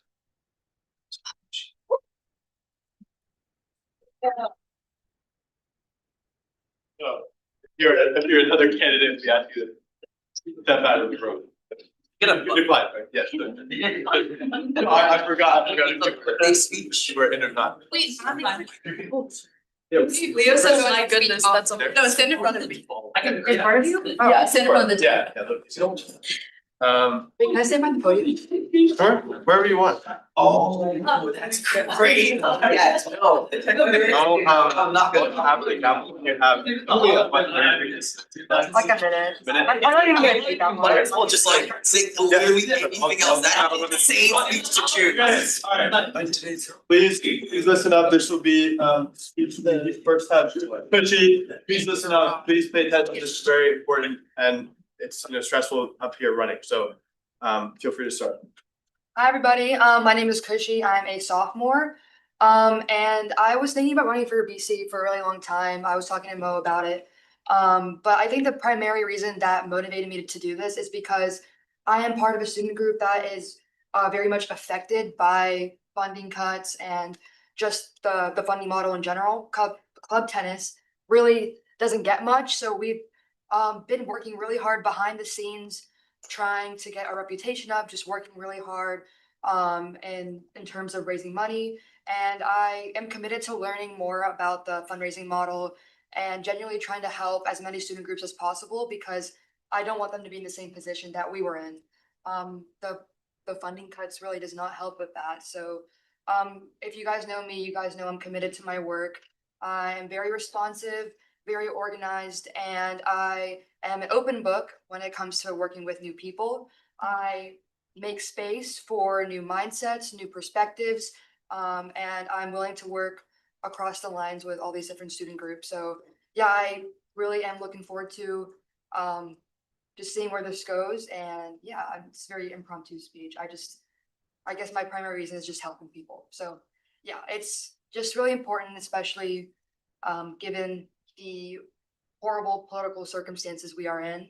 And we know Penn is at the forefront of that. So yeah, just we're looking forward to helping people. Yeah.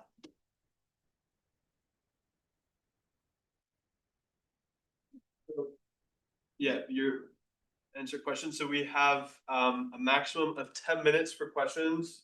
Priority is given to members of the UA, but members of the public are allowed to ask questions.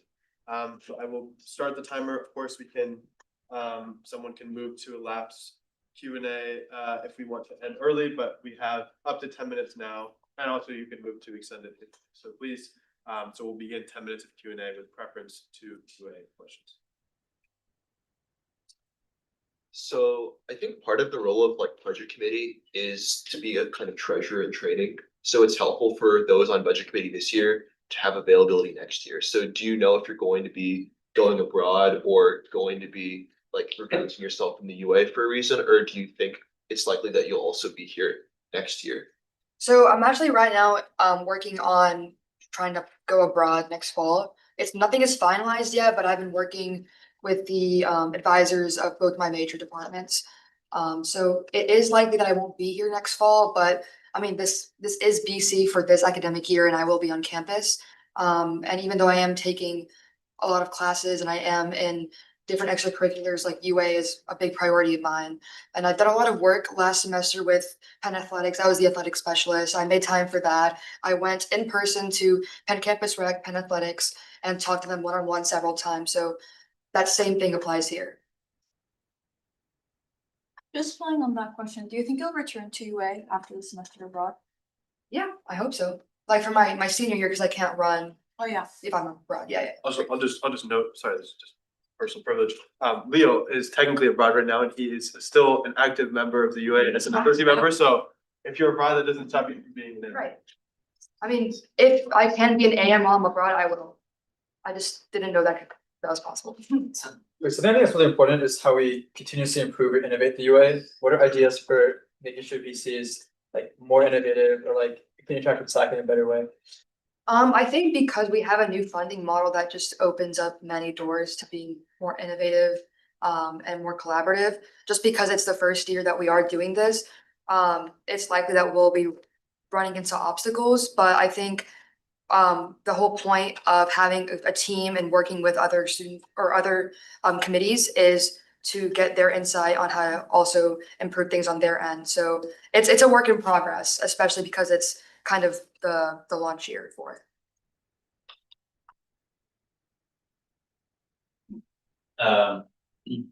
Sorry, were there any UA questions? I apologize. We'll get to it. I was gonna yield time. Oh. Any other UA questions before we move to Doug? So you keep speaking heavily to your roles with like Penn Athletics, your personal involvement with club tennis. If you were to sit on being on BC to sit on one of the committees, I'm assuming you would like to want to sit on like the sports committee, yeah, right? yeah. Correctly. So how would you manage your own personal biases when allocating funding for like, say, club tennis comes along versus any other group as well? I would consider myself a very unbiased person in general. Like I said before in my speech, I just want to help other student groups, just how I've been trying to help club tennis. So the same thing applies for other club sports or any sports in general. Completely neutral, because everybody is in that same position that club tennis was once in and now we work our way out.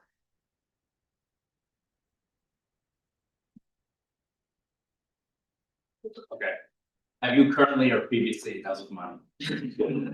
No. Thank you.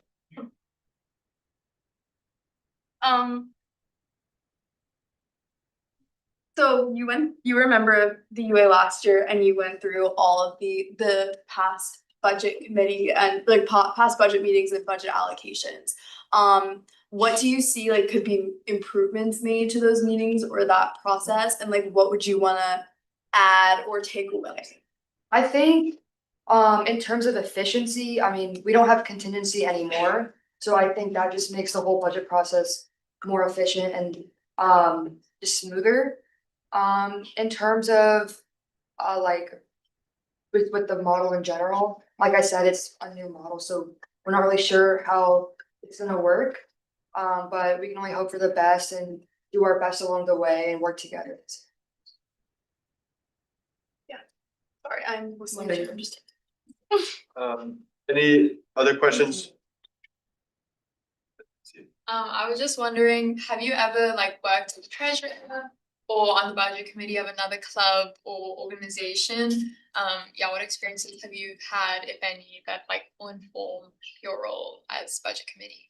I'm actually really grateful that you brought that up. So one of my biggest personal goals this year is to step outside of my comfort zone and just learn new things. I've actually never worked in a treasurer role or like any financial role before, but I am committed to learning anything new. So I think with the guidance of Mo and the other person who is elected on VC, I'm committed to learning the process of it. Because I mean, all we're trying to do here is grow as a person, grow as an academic. And also it's a really good skill to have. So I'm excited to step out of my comfort zone. Yeah, sometimes it may be naive to suggest that you'll always be in complete agreement with the rest of the committee. If you have a funding decision where you happen to disagree with all the other members of the committee and the treasurer themselves, how would you handle that? Definitely just making space for everybody's perspectives to be heard. And then at the end just come to a consensus. I think at the foundation of everybody's perspective, it has to be some sort of commonality, some sort of shared value in terms of how we're funding a certain student group. So I think we can work from there. Like.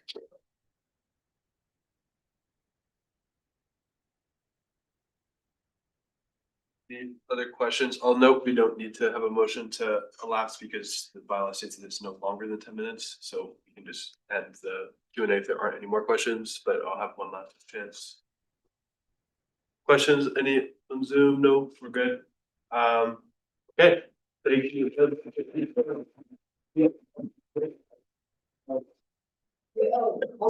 It's Stanley next, right? Is that the order? Yeah. Stanley, yeah. Stanley, yes, thank you.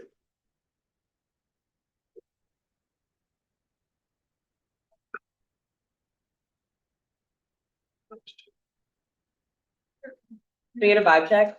How you guys doing? Good. Are new members hanging in there? Our visitors, you guys doing all right? Surprised you guys stick with their, proud of you. Feel free to stand here at the podium. Just a reminder, you'll have up to 3 minutes for your speech. And I'll tap the gavel when you have 1 minute remaining. But feel free to start whenever. I think this is gonna be a pretty short speech. But since last year, since I got on, I learned about the budget committee. I have like a very strong interest in learning about how the money works and making sure the money is allocated properly and ethically. I know there's a lot of clubs, even for the contingency, I feel like the money was used in a way where it wasn't making the best amount of impact.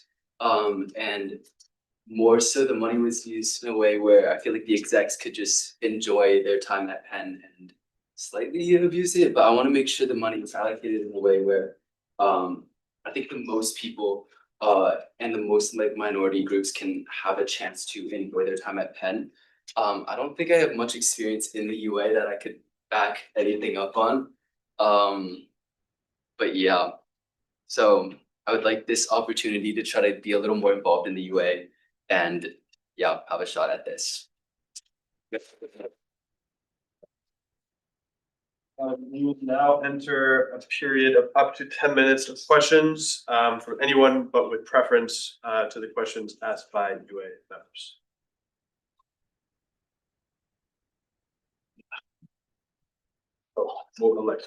Was there ever a situation where you had to learn like a new skill or kind of had like a steep learning curve with something? And if so, can you kind of explain what that process was like for you in learning that skill?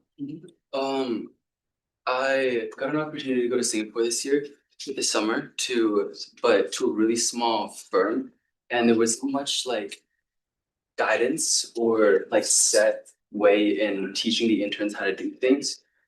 So I spent a lot of my time asking questions like directly to the supervisor, making sure it's what they want, setting expectations for myself, and even to their expectations instead of them just like say emailing me and being like, get this report done, being specific in what they want. So really understanding the function of the company without being told it so. And then we also took, another intern and I took initiative to build a setup get ready thing, I think it's called, like a document to compile everything of like, these are these links that you need to use. So you should read up on said topics to understand the company and what it does. We compiled all our like past projects to like really understand. So hopefully, the upcoming interns don't have to struggle with the first like month that we're there and then semi-understand how to do things the next month and then repeat that process.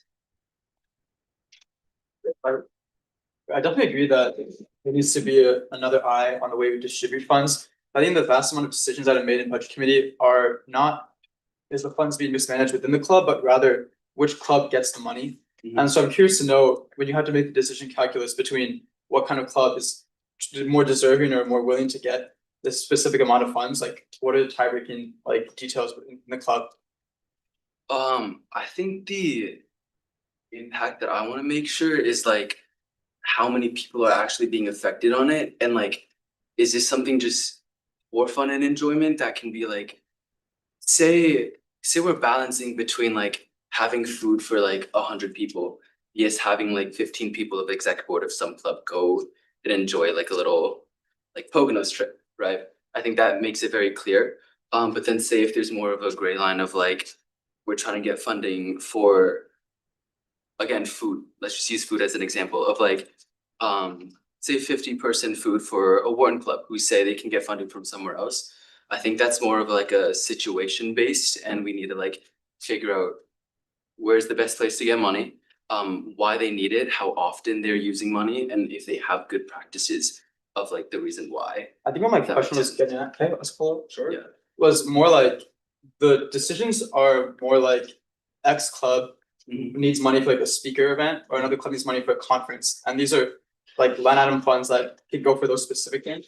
And so I'm curious to know, like, when there are two clubs who have an equal like desire for the same fund, like what are attributes of the clubs that make you choose between the two clubs?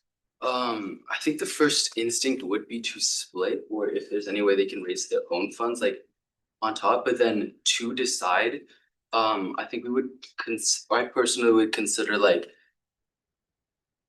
I think a little bit of their minority background, and then how often that group has been funded in the past, and just weigh those two options. That's what's on the top of my brain right now.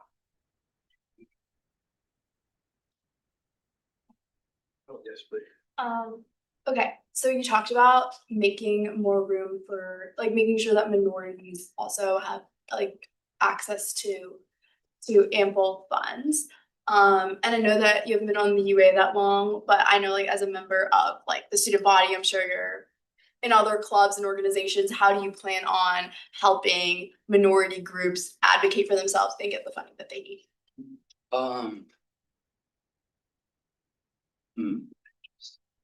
Let me think about that. I think for advocating for themselves, I know a few people on, I guess, some exec clubs, at least for APSC. And I'm not quite sure how much they can advocate to us, but I think I can make that communication a lot more clear. As well as like make sure we set up times outside of these like constricted times to talk about issues. I think that's really important because say in a meeting, it might be a little harder to voice your concerns. So being able to just have, say, grabbing lunch with someone and talking about issues that they find in their club, I think that'll create a better opportunity for them to express their concerns. I don't know if that answers your question. Any other questions? Yes. Have you now or previously? Wait, say that again? Have you now or previously embezzled money? I have not. I currently am holding, thank you. I currently am holding, what is it called? The reunions fund for my class in high school, and it's close to 10K in my personal bank account that I cannot touch, and it's sitting there. So it's sitting there for the next 5 to 10 years to use. Great.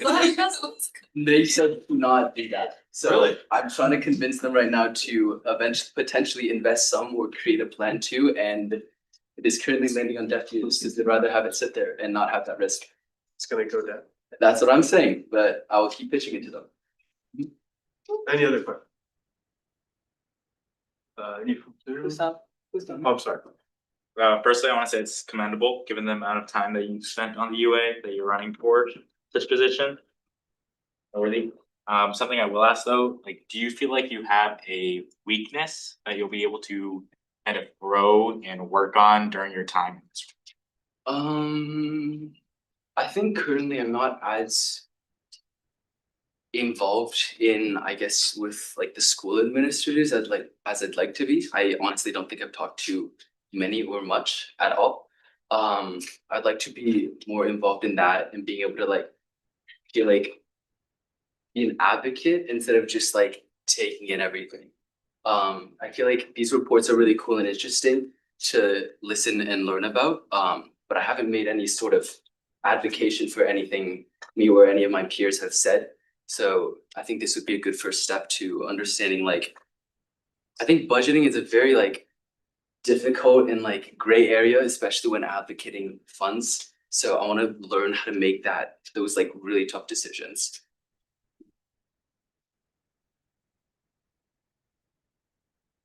Any other questions? If there are no questions, we can end the question and answer period. Thank you very much. And if Pearson, yeah, thank you so much.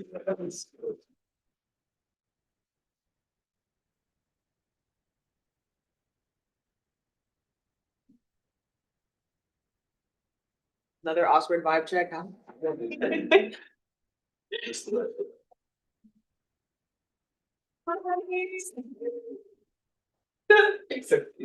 So you'll have up to 3 minutes for your speech and I'll tap the gavel when minute. Okay. Feel free to start. I'm starting my speech off with a story that happened last year when we were approving, not approving a certain request. And the request had to do with a shrimp pasta. And I think it just kind of demonstrates like why I want to do this and my passion for like budget committee related things. Because not only did I like kind of go into a lot of detail, maybe it was a little too much about the shrimp pasta event, but I emailed them, I DM'd them on Instagram about the shrimp pasta event, and then I showed up to the shrimp pasta event.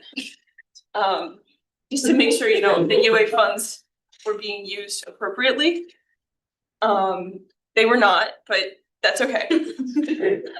But yeah, I'm just very interested in budget committee because I'm interested in taking a bigger role in the financials specifically. And to be even more specific, I want to work in the sports club subcommittee. I've been the president of hockey for 3 years now. And I've done a lot of work with hockey, specifically our financials. We are like one of the largest clubs being funded by SAC. Our budget is around $100,000 this year. And I've also done a lot of work in general with sport clubs with ensuring equity between the men's and the women's teams. In almost every sport club, the men's teams receive proportionally more dollars than the women's teams. And this has just been historically overlooked.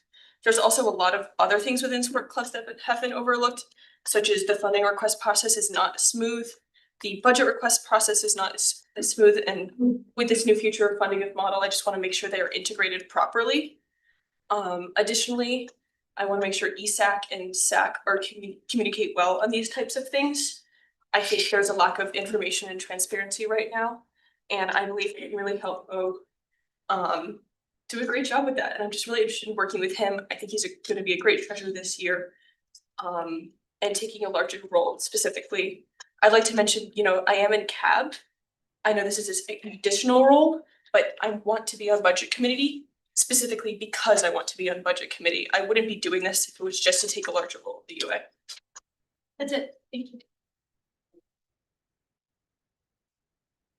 We will now enter a maximum of 10-minute question and answer period with preference given to UA members who have questions. Ben. I forgot this until you mentioned it, but then I realized like in your role on budget, you'll have extensive like working with Mo. Is that something that you're like ready and prepared to do? No, I hate But yeah, that's exactly why I wanna do it, because I get to work with Mo and like have a supporting role and not just a lead. Yeah. Oh, Aiden, I didn't realize that, I'm like raising your hand. I guess like, how are you gonna make sure that you can balance your commitments both as the community director as well as budget director? Yeah, I think, before budget season, I think I can very easily. Obviously, this is like a meeting time that I have to make a commitment to, but I'm willing to make that commitment. I also dropped a lot of my things this semester that were outside of the UA just so I can make more time for the UA, because I want to be deliberate with my time, especially this is my junior year. Thank you. Yeah. What I'm curious about is, there's a lot of opportunity within CAB to kind of set priorities about the committee and kind of influence the direction that BC is going in. What I'm more curious to know is like, I agree definitely on the principles of what BC should look like, how we should allocate funds, etc. But I'm wondering why specifically you want to join and like kind of do the like grunt work of like having to go do all the meetings and like do all the back end work instead of like being part of CAB, manage all the CAB duties and also like setting the principles along with Mo CAB. Yeah, I think CAB is awesome. I really like how we meet and talk about like everything that's getting done with your role, with Naya's role, with CAB in general, meetings with administration. But I want to be on budget committee because I want to do the grunt work. Because I believe my role in CAB doesn't allow me to do the grunt work. I do have a lot of experience working with financials, being in a treasurer role, and like just this type of stuff in general, and I want to take on a larger version of that.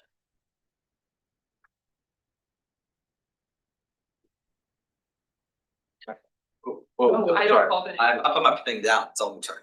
No, if you have a question. No, go ahead, of course. Fighting. Have you now or previously money for a shrimp pasta dinner? I was anti the shrimp pasta dinner. Let's make that clear. But it did happen and the UA did fund it, and then the shrimp pasta was never actually made, was the story I was kind of talking about.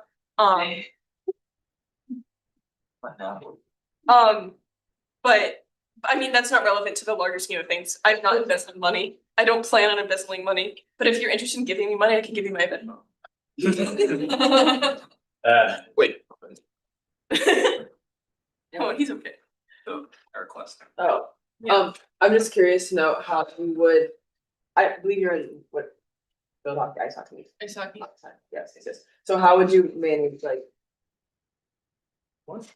No, what did I ask question? Okay, so like you're involved in a lot of clubs on campus, like club ice hockey, previously with Warren Alliance and stuff like that. How do you make sure that if said clubs apply for budget requests, you don't like let your biases into the scope? Yeah, I mean, if my club applies, I'm gonna advocate it for it because it's my club, but that doesn't mean I can limit other clubs' requests for money. I think and I also think it's important, like Wharton Alliance did have this budget request and I advocated so strongly for it, but at the end of the day, I abstained. Because it's not if I'm in the UA and I'm also in Wharton Alliance, like, I'm not gonna, oh my god. Oh. Yeah. Years. Oh, that's okay. But anyways, if I'm in Wharton Alliance and I'm in the UA, like, I'm going to advocate it for it, but at the end of the day, I'm not gonna vote for it. I'm not gonna like influence it when it really matters.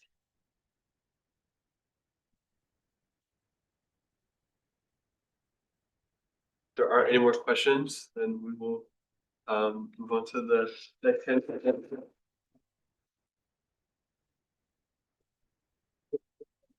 Don't send anyone in yet, and I'll come out when she is done. Thanks for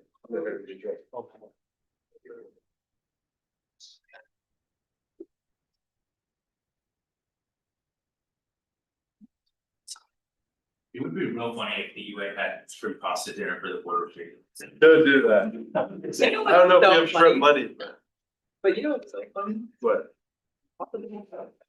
I'm not saying, bro, I advocated so hard against that and we still voted it through. I know. I was so against it too. I didn't have. Was against it. I would have. What's back? We don't have. Did we get it back? Oversight. If only we had some innovation. Oh, it was the government.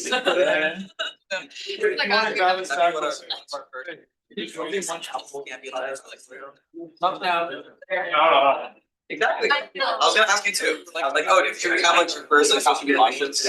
Why? Oh, okay, I didn't so, an update, Miriam has rescinded her nomination. So we will move forward with Eddie. No. Thoughts on Sheriff Scampy for the first meeting? Vegetarian. You're in engineering? Vegetarian. Those you guys, we'll make a tofu version as well. Sorry. I'm getting it. Yeah. It should be, okay. Scampy for tofu. I'll probably plan for some time next week. Alright, if everyone could please find their seats again, you could grab something real quick. Also, if we could try to have the tech away for the last speech, be respectful of everyone, we should almost be done. There's no deliberations, so we're not gonna be here for hours. Once this is done, we go straight into voting. So we could just focus up to like 10 more minutes. Okay, so you'll have up to 3 minutes. I guess we could. You only have 15 minutes to speak. I'll tap the gavel when there is 1 minute remaining. And so go ahead. Alright, well, my name is Eddie Mugalazi. I'm a sophomore. I'm college rep in the UA.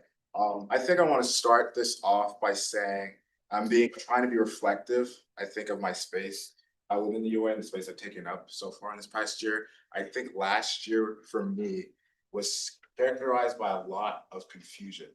I think that many times I felt like I didn't know what my place was in the UA. I didn't know what direction I could go into to make an impact, how I wanted to help students and help the people I was trying to represent.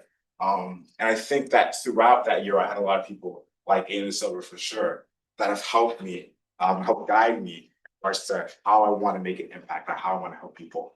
I think that being a part of the budget committee would be an amazing opportunity for me to grow and to learn in regards to making the impact that I want to make. I think throughout this past year, one of the biggest influences on me has been my friends in different clubs around campus, especially their struggles in regards to not being able to get certain funding for things that they're passionate about and want to experience. So I think being able to be on budget committee and being able to advocate for other people, especially something an interest in mine is advocating for minority students and their student groups. Their funding is something that's very important to me. It's something that I would be surely passionate about, to be intentional about. And I think I'm really excited in general in regards to being more intentional. I think on the UA throughout this year. And I'm really excited with this opportunity, given the fact that it's a new funding model. And there's so much to learn, there's so much that's up in the air. I'm excited to grow with this process. I'm going to definitely change. I'm willing to be adaptive and ready for whatever challenges may face me this year. But I'm excited to grow with it. And I'm excited to be on budget.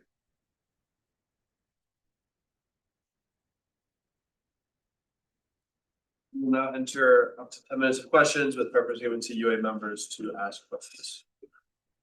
Do I get to choose it? Yeah, for now. All right, shouldn't I?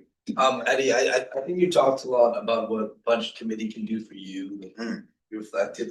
Could you maybe mention a few things that you would bring to budget committee? What makes Eddie unique compared to the other candidates? Sure, yeah. I think I said that. I think I think a unique perspective, especially I think in regards to diversity. I think that if you look across the room, you could say I think that the UA is very diverse, but I think in specific ways, especially in regards to Black and brown voices on campus. I think especially I'm proud of Naya for being able to be president, but I also think I'm very much yeah, but I also think that is very disappointing, the fact that we have such a lack of representation for Black and brown voices on the UA. And so I think being able to be in a position on budget committee in which you're able to advocate and understand the perspectives and experiences, especially for marginalized communities within Pettus campus and the Penn community would be very, I think, impactful and beneficial. And I think that that's something that I bring, I think that other candidates don't. Thank you, great speech.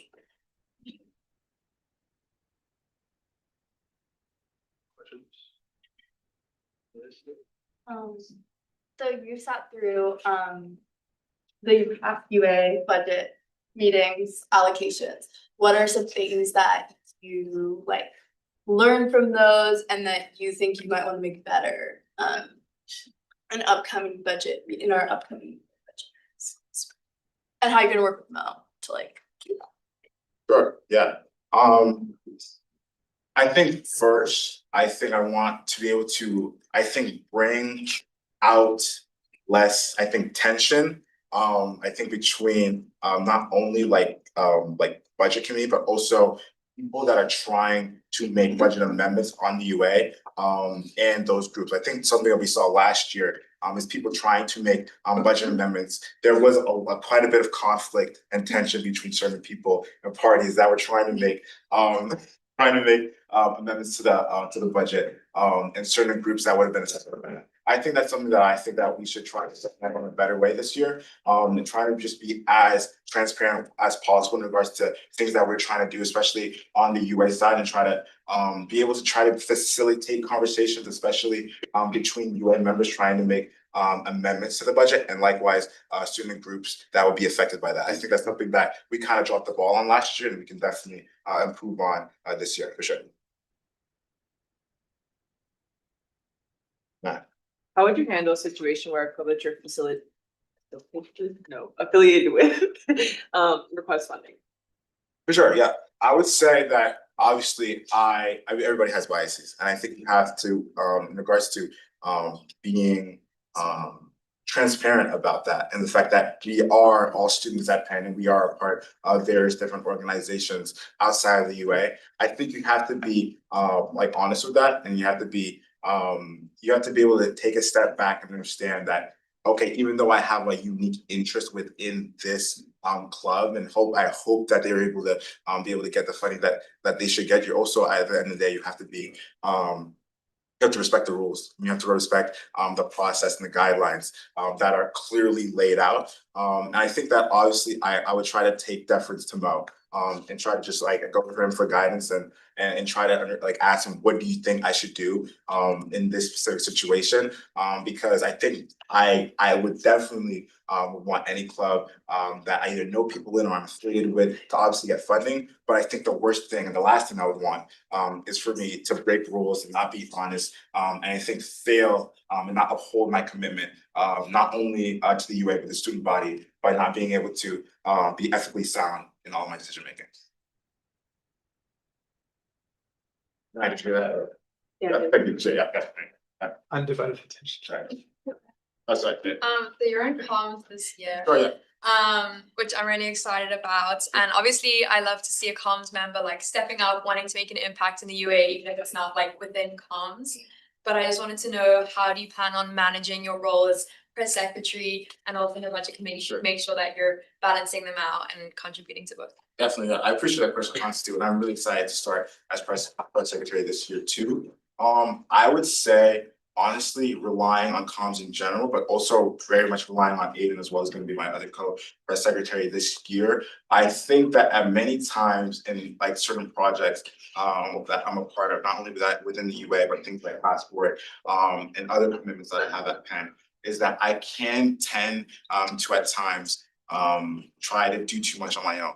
But I think this year what's going to be important for me is understanding that, okay, I have somebody that literally is in the same role as me and that I can defer to and that I can lean on to make sure that if we either trying to make an article in the UA guest column in the DP, being able to communicate with Aiden and understand that at certain times I have to make a meeting for budget committee, that just trying to communicate with him and be transparent with him so that we're on the same page with everything and that we can uphold our commitment to comms and try to be the best press secretary as we can be.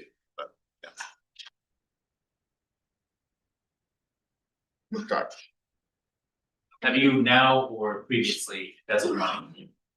No, I have not. Any other questions? So you mentioned that you want to like uplift minorities, so your ambitions during this direct cultural community, the professional career, like how do you intend to like? I guess obviously not achieve that, but like how to work towards. For sure, yeah. I think in general, I think trying to, just give more light and more attention and trying to implant and imbue, I think the needs, the desires of certain community groups and organizations throughout Penn Campus. I think just trying to make sure that they're always a part of the conversation, and just trying to make sure I'm connected with them and their desires and the things that they want. Because although I have my own individual experiences at Penn, and what it means to be a Black student at Penn, but I don't know everything. I don't know everything about other communities as well. So I'm trying to make sure that I'm tapped in to the wants, needs, desires of communities outside of my own, and trying to understand perspectives and experiences of students outside of my own. I think would be paramount in me trying to be the best representative I could be, the best advocate I could be. So continuously making sure that those streams of communication are present, and making sure that on my end, I'm always reaching out to people who are right in the thick of it, and know what's what, so that I could be the best advocate I could be. Any other questions? No? Good, okay, well, thank you. Oh,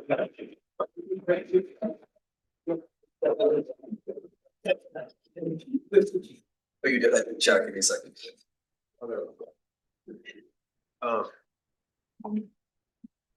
We need a motion, but.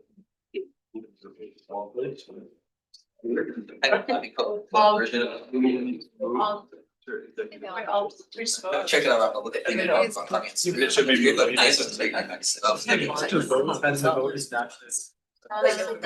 I can hear it. We should just enter that. Maybe we should that one. Just easier, I'm gonna give it an.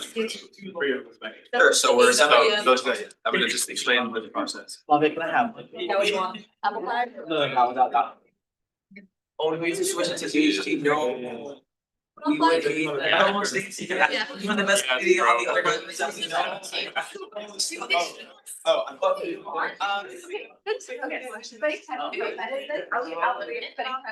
Talk about it with Alexa and Anna, since that was my person. Dar, have you ever seen the thick of it? Would you like to watch it? Would you like it if I sent it to you repeatedly? Sure, send it to me. Oh my god, this is awesome. Should I agree? I agree, yes. And I can't say that, probably. Thank you. But I probably can't. But you can. I can say it. Yeah. Sorry, you should repeatedly watch this. It's great. It's phenomenal. Right now, we're gonna have it on your phone. I didn't press it. Okay. Everyone could, I don't. Like you said, thick. Okay, why check out my hair, guys? okay, alright. Everyone could please find their seats. I know, check my scalp all the time. The cost of my earring. And like.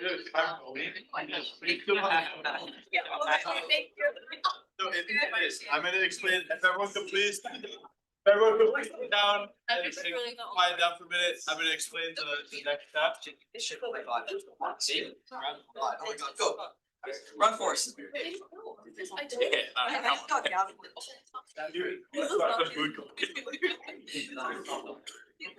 Okay, alright. Thank you. So, I wanna first, for transparency, and to make sure that we are in accordance with our bylaws, which we have been, under the bylaws that underline or explain the budget committee, it does state that no members of budget committee shall hold any executive board and or committee head position under the clubs that are directly funded during the budget season. You're not on class board, are you? Okay. They're all. Yeah. Can you give us a second? I'm gonna get there. I wanna be as transparent as 3 of the 4 of you are on class board. So I wanna be as transparent as possible. Bylaw 50, if an individual wants to hold a board position in tandem to a position on the budget committee, they must get prior approval from the executive board to run the budget committee election. Specifically, this individual must be approved by a private majority vote among the current executive board prior to the beginning of the GBM hosting budget committee election. So we have with this interpretation, because we had nominations on the floor, we have come together and we have voted privately to allow individuals who are on the class board to also run this position. So everyone has been approved to run. I just want to clarify that. So now we will, I would like to entertain a motion. Motion to enter an executive session. Do we have a second? All those in favor, and this is for the process of voting. Thank you, and then all those opposed? Okay, well, that passes even if you didn't realize your hand was raised. So we are now entering an executive session. Wait, we can stop broadcast. If you both, yes, if you could start doing that. I'll explain this for all the new people that are here. Thank you so much for coming. We do have to enter an executive session to vote. This also includes AMs, so AMs will have to leave for this portion. This should only take about 5 minutes, so if you want to remain, we're gonna do a brief icebreaker at the end, I'm not sure.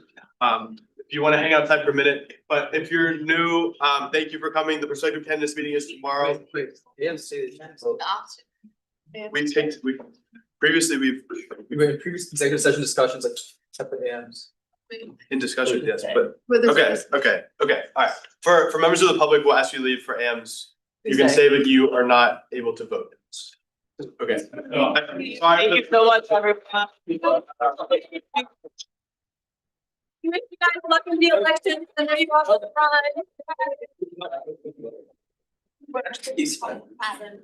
Wait,